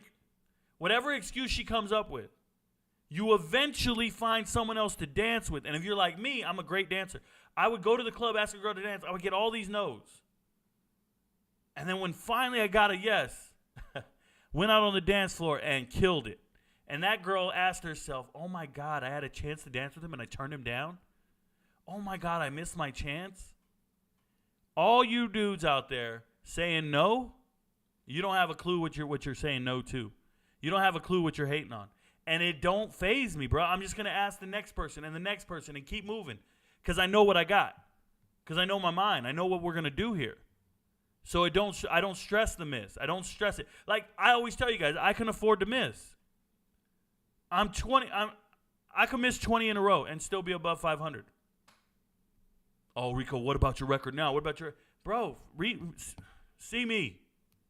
See me. I'll make a video tomorrow, get 100,000 views, and eat off you. Eat off the haters' comments. You guys don't understand. This is not... I can't lose. I'm not sweating you. That's all I'm saying. I never seen it. Yep. Listeners... Haters watch the same YouTube ads as everyone else. There it is, Cameron Lowe. Bobby Albright, where does Rattler rank among your SEC quarterbacks list? Probably somewhere around the 5 or 6 range, Bobby Albright, 5 or 6. Coaches think they're smarter than everybody else. Double wing youth football, you don't have any idea how accurate that really is, or maybe you do. NFL coaches have the largest ego of anybody. They will see a player fail off a team, be a drug arrest, be any issue whatsoever, and they're not ignoring the player's red flags. They're saying if he was on my team, in my system, with my infrastructure, he'd be on the right path. And how wrong are they? They're wrong all the time. But in their mind, they really think they can fix everybody. They think they got the juice, and they don't. That player's beyond repair, and they don't see it that way. That's why they're always trying to sign players. They're always trying to get players. They feel like they got the right infrastructure to do it. Case in point, who's the guy at Nebraska right now? Just drew a blank on his damn name. I know his name. What's wrong with me?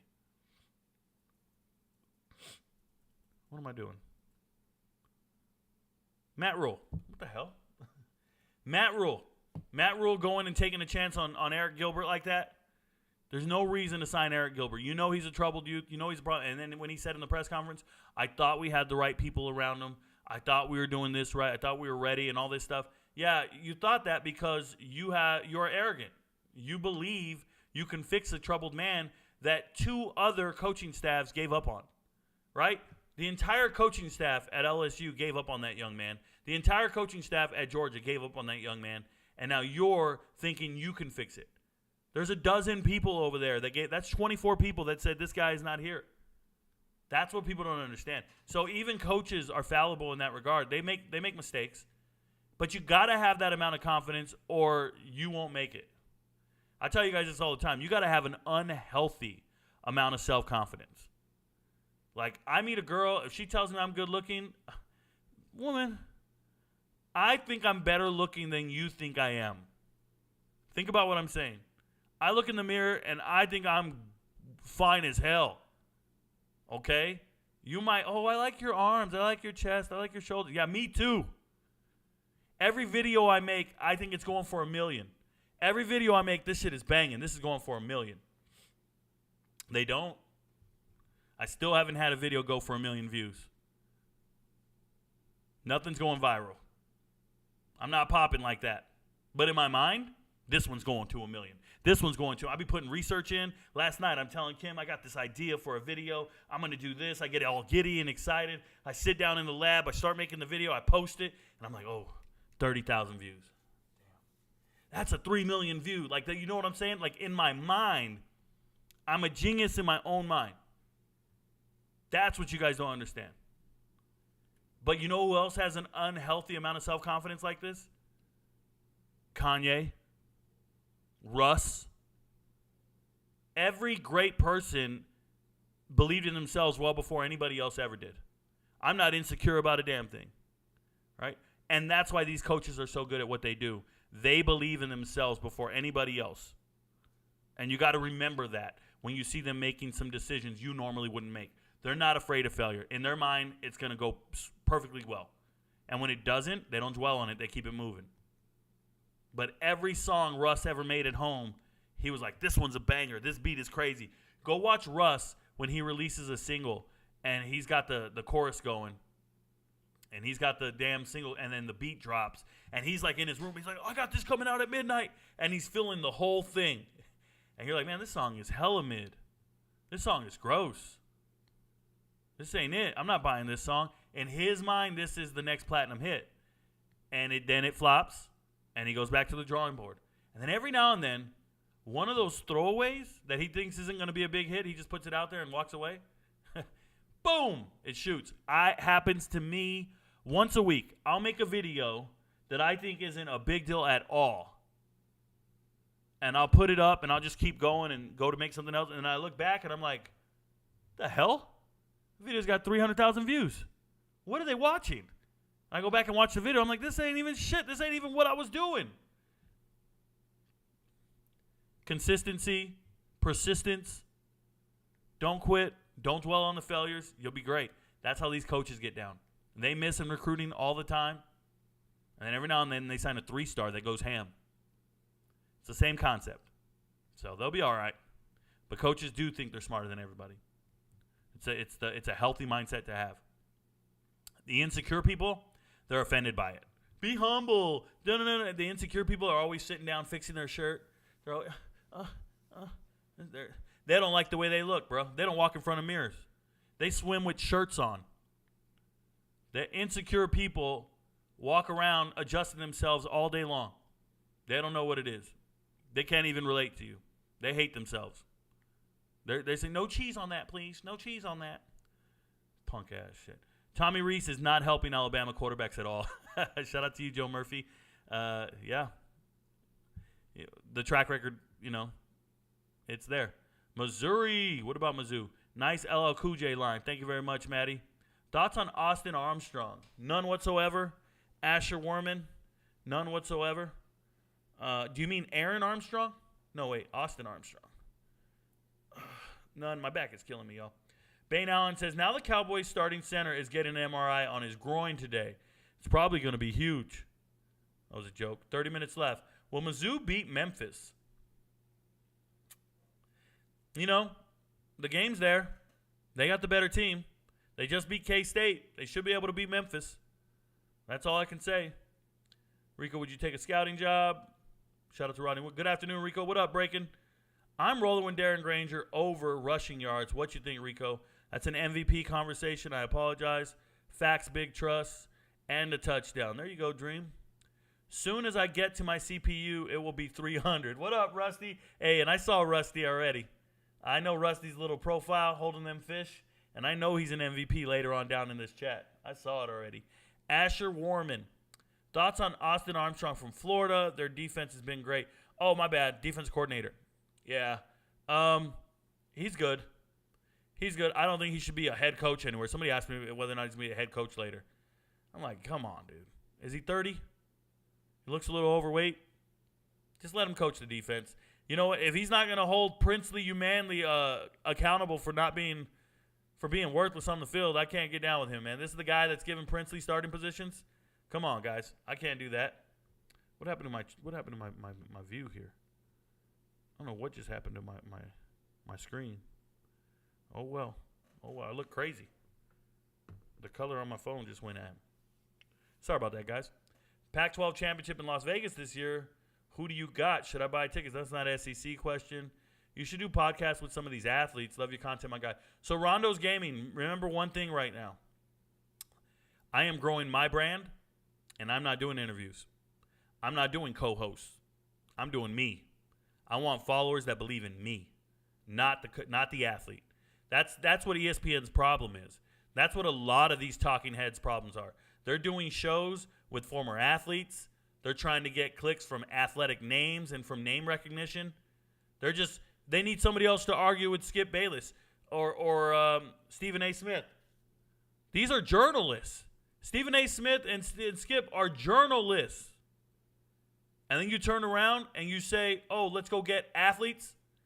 You think that it's cool to see them argue back and forth? What's the longest running show on ESPN right now? PTI, outside of SportsCenter. PTI, pardon the interruption, to journalists. You need people who know what they're talking about, not people who just go around and just yell and scream their opinion and have allegiance to certain players that they used to play with and practice with. It doesn't, but you know what? The name recognition is what they're all banking on. But do I want to hear two dudes? Do I care what Richard Sherman thinks of Michael Jordan and LeBron? Just wait till it's basketball season. I got to hear these guys talk basketball. Or the inverse. A basketball player like Jalen Rose talking football. Or Jay Billis having to talk women's basketball. Or any of them talking MMA. It's embarrassing the way they think to get back to the American public. What they think is appealing to the American public. It's just all former players. That's all they're getting is former players. And that's not... You know who's the greatest in the booth for UFC fights? It's Joe Rogan. And it's Anik. Anik and Joe Rogan. Nobody gives a shit about the former fighter in the booth. No one cares about Dominic Cruz and Cormier and Bisping. But they're so adamant to get a former fighter on the panel. They all misunderstood. The greatest people in those booths are Gus Johnson, are the play-by-play guys, right? Marv Alberts, it's Steve Michaels, Al Michaels. What the hell is wrong with me? Steve Michaels. You guys get what I'm saying. You're getting 250 by the end of the season for sure. 250? 250 what? Oh, 250K? Oh, come on now. I'm ready. On TikTok, we're at 150K today or tomorrow. Tomorrow we're at 150K. Trust. Who are your top 3 running backs in the SEC? Bobby Albright. Top 3 running backs in the SEC. Let's go up here. Stats. Conferences, SEC. Top 3 running backs. Talent-wise.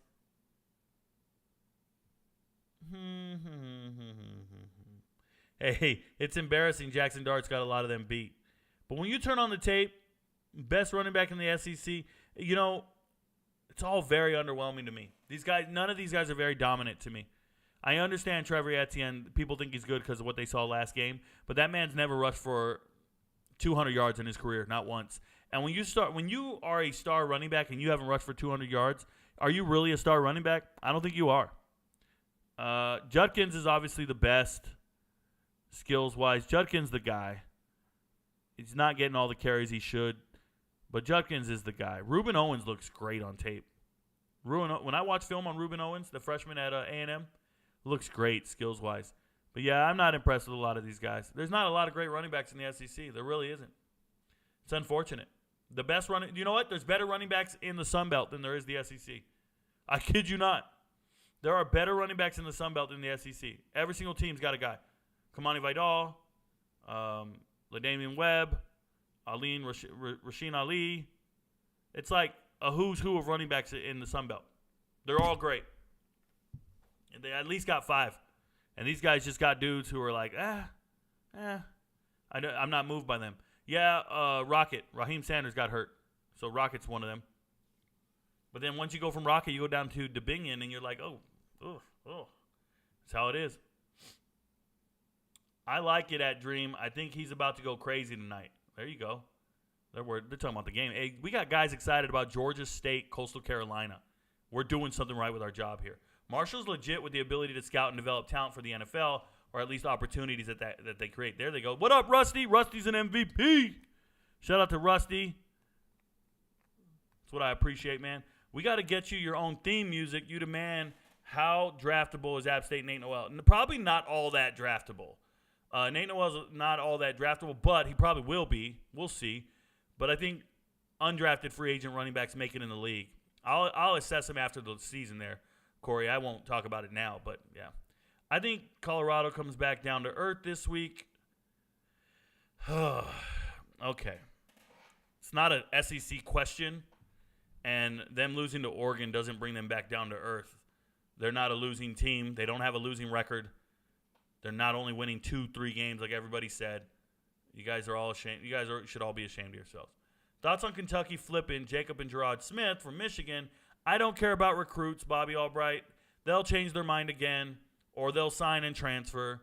There's no reason to even talk about recruiting. They half the time they don't even play for the right school.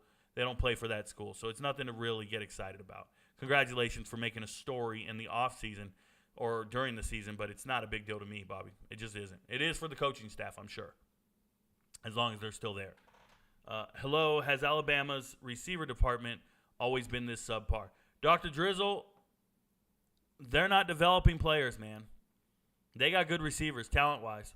Isaiah Bond's there. They got guys. They're just not getting it done. They're not getting it done. And Alabama's always – there was about a 5-year period where they had good receivers and utilized them properly, but they didn't utilize Amari Cooper properly. They didn't utilize Julio Jones properly. I said Julius. Julio Jones properly. No, the reason all those receivers are getting drafted, the Waddles of the world, the Dante Smith, you know why? Because they had offensive coordinators. And once you get real offensive coordinators in those positions, guys like Kiffin and Sark, who know how to utilize quarterbacks and wide receivers, then you see the numbers jump off the page. And now that they're gone and there are other places, they're not jumping off the page. Remember that. Shout out to Mustafa Mohammed for becoming an MVP. Congratulations. Welcome to the team. We appreciate you. Good luck with all the information. Go watch the videos. I hope you like them. Who is Georgia State's best wide receiver? It's a subjective thing. They have a deep threat that I'm really impressed with. He's the kid from Missouri, or from, was he from Missouri? Where's he from? No, that's the Missouri kid. Let's see. When I look at tape, they throw the ball to Robert Lewis, but he's not the best one to me. I bet he is tonight. It's hard to tell. You see how they all have like 20-yard averages, the 22 and the 20-yard averages? When I watch on tape, though, man, it's all about Granger. It doesn't even matter who the best receiver is. Robert Lewis is the go-to guy, but it's all about Granger. Remember last year, their go-to wide receiver was Jamari Thrash. That's what people don't remember, is Jamari Thrash, 11th best receiver in the country. That's who Granger was throwing to, and he's tearing it up right now at Louisville. So it's – when you guys ask me best, I think of like if we had tryouts tomorrow, who's the best? It's hard to tell. Who runs better routes, who's faster, who's got yak, all that shit. Like, it's just hard for me to assess right now. You can go look at stats and be like, this guy's the most productive. That doesn't mean he's the best. Rico, do you think OU is a different 3-0 team this year? They're not in the SEC. A&M receiver Jahdae Walker showed out this past week while E. Stewart and Noah rested last game. Can you tell us about Jahdae's bio and background? Real sports history, Jahdae Walker is a transfer from Division II. So he's one of two guys that left Grand Valley State. They play in the GLIAC, which is Great Lakes Interscholastic Athletic Conference. And, you know, they're the SEC of Division II. They play against Ferris State. They play against, there's one other team that really sticks out to me up there. It doesn't matter. So Division II SEC caliber, right? It's just all the best players in Division II. His teammate followed his head coach and went to, where did he transfer to? He was also in the SEC, and then he went to Wisconsin. So one of Jahdae Walker's teammates, he's got a weird name. I can't say it. I always mess it up. But he went to Wisconsin, and Walker went down to A&M. And he replaced the role for Torrance Smith. Smith went back to UTEP. He was a transfer from UTEP to A&M, slot receiver, whatever. I like Walker, man. On tape, he looks good. He looks like he belongs at the SEC. It's just awesome to see a Division II transfer move up, get some shine, get some reps. So I hope he keeps playing well. But that's what I know about Walker. Watch some tape on him. But remember, getting Division II tape is really hard. Watching it outside of or after the season, not a lot of games are saved anywhere. So all I got was highlights, and everybody looks good in highlights because that's all you have. So I wanted to go back and see game film, and I couldn't find any. All I saw was highlights. So that's all I know of him are his highlights, like a huddle tape. So it's hard to assess when all you got is huddle. But thanks for the obscure question. I appreciate that. Shout out to you for not asking about like the star players on the team, putting me to work to dig a little deeper. Off the top of my head, to know a guy that deep, that's me, bro. I got you. What comes with being an MVP? Edward Calhoun, you'll have to become an MVP and find out. Come an MVP and find out. Give it a month trial. What happens to the Cowboys since Diggs got hurt? I already talked about it. Rewind the show. No Hill Harden, OU, no different. OU played trash teams. Who's playing in Las Vegas? I don't talk Pac-12 until Friday. Is it crazy to me or say that some of these group of 5 teams actually look better than the SEC team so far this year? That's not crazy at all, JTB. J2B, not crazy at all. It's a fact. It's a fact. They will lose to UT by at least 8 to finally become an MVP. I've been here since you had 4,000 subs on TikTok. Haters will never be successful, and you never see successful people who spend the vast majority of their time hating on others. Thank you, Rusty. I appreciate you, man. Welcome to the show. I obviously know your profile pic. I don't know you personally, but you have been around for a very long time. Thank you for crossing that bridge, brother. Bobby Albright, who is the most exciting offense and defensive player you've seen on tape in the Sun Belt this season? Yeah, so just looking over here, I told you Rasheen Ali's the guy for me. Another guy, let's look around. Sun Belt.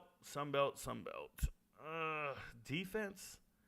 A lot of guys transferred out on the defensive side of the ball. They went FBS level. So nobody's really stuck out to me on the defensive side. As I look at all these teams, I'm a little underwhelmed by their defensive players. I mean, there's some linebackers out there that look good, but nobody that I want to, like, highlight. Josiah Stewart would have been one, but he transferred to Michigan. Yeah. It's unfortunate on the defensive side. Voisin is a safety, a secondary player, plays for South Alabama. He's great on tape. I think it's Voisin. Let me make sure. He's a twin. I want to get the name right. Who's the kid? Yep, Jaden Voisin. This kid is great on tape. This is safety down here. Voisin is a great player on tape. Trey Kaiser, great player on tape. These guys stick out. And it's about time South Alabama starts playing to their potential. I believe in South Alabama, and I like some of their players a lot. So there you go. 15 minutes, 14 minutes. We'll see. I think it's hard to tell. I don't want to be overly optimistic as a fan. No, Rico. Neil Brown is the worst coach in college. Prove me wrong. He just won the backyard brawl. He did well in the transfer portal in the spring. Neil Brown is not as trash as you think. Leave Neil Brown out of it. He's doing well at West Virginia. Other than Nico, what young SEC quarterback do you think we'll see if their team struggles? Let me go one by one and think out loud. Nope. SEC. Auburn, nope. A&M, nope. Vandy, nope. Kentucky, nope. Ole Miss, nope. Bama, nope. Nico. Colby Criswell, nope. Nope. No Nussmeier, nope. Georgia, you want to play Gunnar Stockton? I like it. I guess Sam Horn's a young quarterback that could be seen. You got Gunnar Stockton and Sam Horn. It's your only chance. Nobody else. As far as I'm concerned. Great question, Maddie. Appreciate you. Shout out to Charles Fuentes. Did I already give him a shout out, Charles Fuentes? New MVP? I don't think I have. Shout out to you, brother. The only problem is OU doesn't play anybody till Texas. Thanks, guys. Take that question offline. Can you also comment on Malik Hornsby coming out to second half of Texas State? If you already did, I'll rewind. I did not. If you guys don't know what he's talking about, in the Sun Belt, we have Texas State starting quarterback, Finley, transferred in from Auburn, and he won the job after the spring football. But Malik Hornsby was an Arkansas kid who wanted to play quarterback. He's so fast, guys. And Malik Hornsby transferred from Arkansas to Texas State first to be the quarterback. Now, he lost that quarterback battle. And a lot of people are telling Malik Hornsby, look, man, you keep losing these quarterback battles because you are a wide receiver. He is incredibly fast. Without a doubt, one of the fastest players on the team, runs a 4.3 40, and him and Drew Donnelly are so fast. Drew Donnelly, White Lightning is what I call him, transfer from Cincinnati. These are Texas kids. So Malik Hornsby goes down there from Fort Marshall. His high school track team, 4x1 team, had Devin A-Chain on it. It was Malik Hornsby, Devin A-Chain, and I'm forgetting the other two. But they were all amazingly fast. Broke the national record, I think, in the 4x1. They might have ran like a 39 or a 38, something crazy. So Malik Hornsby's so fast, but he's been on the bench. Finally gets in the game last week, and he rushed for over 100 yards. Just dominating. Just insane how fast he is, and he's just too much for people. So hopefully, he gets his opportunities, and they utilize him well. They don't need a two-quarterback system. They like what Finley's doing. Finley is 6'7", 250, the complete opposite of Malik Hornsby. But Finley's very accurate with his throws, handles the offense well, and got Texas State in a great spot. So thank you for the great question. Real sports history out here asking me questions that I got to dig a little deep and give you guys background to. I appreciate it, man. Some of you guys know football, and I appreciate you guys for it. Hopefully Louisiana will make a bowl game. I think they will. They're the top offense in the Sun Belt. They looked great last week. Smashing UAB, who I thought was a great startup team under Trent Dilfer. I believed in UAB for a second, and I shouldn't have. Louisiana looks great. They're running the ball. It's dominant. John Summerall, best foot group of five. Yep, there you go. You're biased. Yeah, Troy head coach John Summerall, he's the real deal. You're putting people on game today, name-dropping G.J. Kinney and Rasheen Ali. Rico, hey, Trent, I'm always going to put you guys on game. If you want to sit here and learn about every team in America, come to the show every night. The one thing you got to remember is you come to the show every night, you're going to learn something every single night about these teams. You got to remember there's only one guy that knows 133 teams in America. There's only one. You can go to other people's podcasts. You can go to other shows, guys who specialize in one team and they know that team really well and all they do is talk about that team. That's cool. You can go watch their show, or you can sit here and learn about college football as a whole. But there's nobody going bar for bar with me on all the teams. No way. I don't see it anywhere. It's like somebody wrote in a comment today, Rico, you got ESPN beat. I'm like, yeah, man, that don't impress me. How many times will Grayson McCall make Georgia State jump with the claps tonight? Someone should set the over-under. Robert McNeese, give me 3. Damn it, I missed most of the show. Rewind it. Set the playback speed at 1.25. You will catch up. Or maybe 2.0 at this point. Damn it, I missed. Rico, UNLV versus Vandy recap. That is not up for discussion. That is an MVP conversation. Rico, did Shelton Sampson redshirt, or is he not living up to the hype he was getting coming out of high school? So to make something very clear, nobody redshirts at the beginning of the year. If you didn't play in more than 4 games, then they apply for a red shirt. Okay? So everybody's on the team. Everybody can play right now. You don't redshirt and then don't play all year. That's not how it works. At the end of the season, you check to see who played less than 4 games or 4 games or less. They get to count that as a red shirt. That's how it works. He's not good enough to be on the field right now. Cam Rising is coming back this week for Utah. Yeah, I heard the announcement.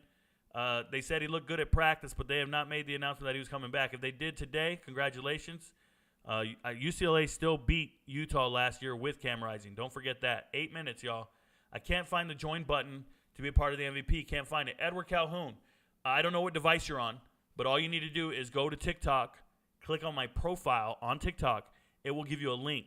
Go to that link on the YouTube, and then you will find it. Do not use the YouTube app. Do not use your Apple iPhone. Use an Android, a desktop, or a laptop. And if you got to use your iPhone, use the link in my TikTok app homepage. It will take you to your Safari, and it'll use the Safari web browser to get to the YouTube page. If you use the Safari web browser, the join button will be off to your far right. Right next to subscribe, it'll say join. That's the only way to get there. Good afternoon, Rico. Good afternoon, official AD. It's Tommy. SC puts 50 up on my Devils. That's a conversation for tomorrow. Rico, what's up, brother? What's your thoughts on this three-leg parlay? Wisconsin, North Carolina State, Oklahoma. It's around 110 odds. That's not an SEC question or a Sunbelt question, but thanks for asking. Answer is Coastal Carolina. Rico, do not ask me about UNLV Vandy. That's an MVP conversation. Players should get reissued stars in college. These high school stars are busts all the time. Matt, they tried this, so this is where the recruiting websites suck. When you enter the transfer portal, they reassess you and give you transfer stars. They don't know what they're doing. They're giving out 3 stars when they shouldn't. They're keeping guys 5 stars when they shouldn't. They're making all 0 stars, 3 stars. They're just dumb. They don't know what they're doing. This is why my page exists. ESPN ranking Florida for TV ratings, 100%. And because they own the SEC, so they want to see Florida get to a bowl game. They want to see strength of schedules increased because of Florida being ranked. They want to inflate anything SEC, and that's how you do it. What do you think about J.J. Cole? I don't think he plays in the SEC. Is J.J. an answer, or Rocco, you're missed it by a day, bro? I talked Big 12 yesterday. Do you think Brian Batiste should be getting more touches? Yes, I do, Abe. I think he's a great player. I think he's a difference maker. I want Brian Batiste getting more touches for sure. Colorado going to make the spread. That's not a conversation. It's an MVP conversation. MVP. Love your takes, but hard to take you seriously when you don't recognize that USC isn't top 5 because of their defense. They will get beat because of their defense. Brandon Davison. It's not a hot take, bro. That's not an SEC conversation, but that's not a hot take. They're not going to get beat because of their offense. They have the best offense in America. So the day they do get beat, you will be right. This is not a hot take. I don't understand what your point is. Right? If you saw a good fighter and he's a great ground fighter and he's not, or he's a great striker but can't be a great ground fighter, you're like, well, I don't know why you think he's going to be a champ. If he gets taken down, he'll get tapped out. Yeah, no shit. That's his weakness. You don't make any sense. Agnew. Got it. Agnew. Matt Agnew. Good to see you, brother. Top 3 kick returner, punt returners in the SEC. Kool-Aid McKinstry, Kool-Aid McKinstry, and Kool-Aid McKinstry. Now, me saying that, there's still the Mississippi State kid. What's his damn name? You know his name. He's the second best in the whole conference. And then Batiste third. Batiste was a great kickoff returner last year. But I'm forgetting this kid's name. I apologize. I know it. I'm just forgetting it. There it is. Light a trick. Griffin is second. Kool-Aid McKinstry is first. Brian Batiste is third. There you go, Bane. You're a smart dude. I like to think so. Shout out to Sean. What up, Sean? Is that Sean Puffy Combs? Sean, how did you join MVP? I can't see it on my iPhone. You go to your internet browser. Do not use the YouTube app. Go to Safari. If you go to Safari, pull up YouTube, it's on the homepage. Rico, why isn't Cromartie McClain playing? Because he's not in the SEC. Georgia State is not covering tonight. Hey, what up, Blunts Up Paper Podcast? Congratulations. There's got to be another person on the opposite end of the spectrum. Shout out to you, DJ. They better. Hey, if they don't, they don't. Coach, I had one go 3.5 million on TikTok. Yeah, I saw it with your dreads when you dropped them for real. Here's the difference, though. DJ, you got to put out content and consistently go to that level. My videos used to only get like 100 views. 100 views all the time for like 6 months. I would be dropping videos every day. Didn't matter. I'm getting 100 views. 6 days. Okay? And then, or 6 months, I'm sorry. And then I would get one to go like 1,000, 2,000. At the end of the year in December 31st, for December 31st, I did like a tribute video where I put my top 10 most viewed videos. And number 10 on my most viewed videos was like 27,000 views. That was my 10th most viewed video. 27,000 views. I'll never forget it. I had 3 of them over 100,000. Bruh, I can't tell you how I'm rocking today. But I can tell you this. If I have a video go for 27,000 views, this is a year later. Not even a year later. If I have a video go for 27,000 views, I'm extremely disappointed. It's just different. Keep grinding. Your content will get better if you keep grinding. Just can't have one pop, but I'm with you. I haven't done it yet. I haven't got to 1 million. So subscribing to his TikTok is the MVP. No. Listen. You go to TikTok. Subscribe all you want. That's fine. Follow it. Go to the home page. There's a link right on the home page at the very top of my profile. There's a damn blue link. Click on the link. It will take you to YouTube on Safari. Once you're in Safari, it'll take you to YouTube. Then you go hit join. Do not use the YouTube app on your iPhone. Edward Calhoun, please tell me you're not in charge of anything pertinent. Anything pertinent to people's well-being. Please. Film breakdown on Colin Simmons. You ask me this all the time, Brett. I see you in chat and comments. I don't do film breakdowns via chat and comments. You got to send a DM. Send a huddle link in a DM, and that's it. And wait patiently. Hotel California was a riff. Keep producing. Shout out to you. That's what I'm talking about. It was just a riff one day. They were just going. I appreciate it. 2 minutes. Kim, so subscribing to his page is the MVP. No. No. Rico, I'm struggling trying to join your MVP gang. Oh, my God. You guys are so ridiculous. I know you have an iPhone. Use a laptop. Use a fucking... Oh, my God. Use a browser. I can't take it no more. All right, hey, guys. We ran out of time. I'm going to go look for any... We're good. We hit it all. Anybody who couldn't find the MVP, send me a DM on TikTok. I'll help you out. I promise. Hey, your friends don't know, but Rico knows. Don't trust anybody who can't find the MVP, y'all. That's all I'm going to say. Peace. Move I've only seen from time to time in my dreams. I do this for you. I do this for my mother, who's finally clean and no longer a fan. I do this for you. I do this for my sister, my wife and my kids, cause they part of the team. I do this for all the naysayers and haters who made me one of the greatest. I know it kills you inside, that's why I do this for you. I do this for my father, who I've only seen from time to time in my dreams. I do this for you. I do this for my mother, who's finally clean and no longer a fan. I do this for you. I do this for my sister, my wife and my kids, cause they part of the team. I do this for all the naysayers and haters who made me one of the greatest. I know it kills you inside.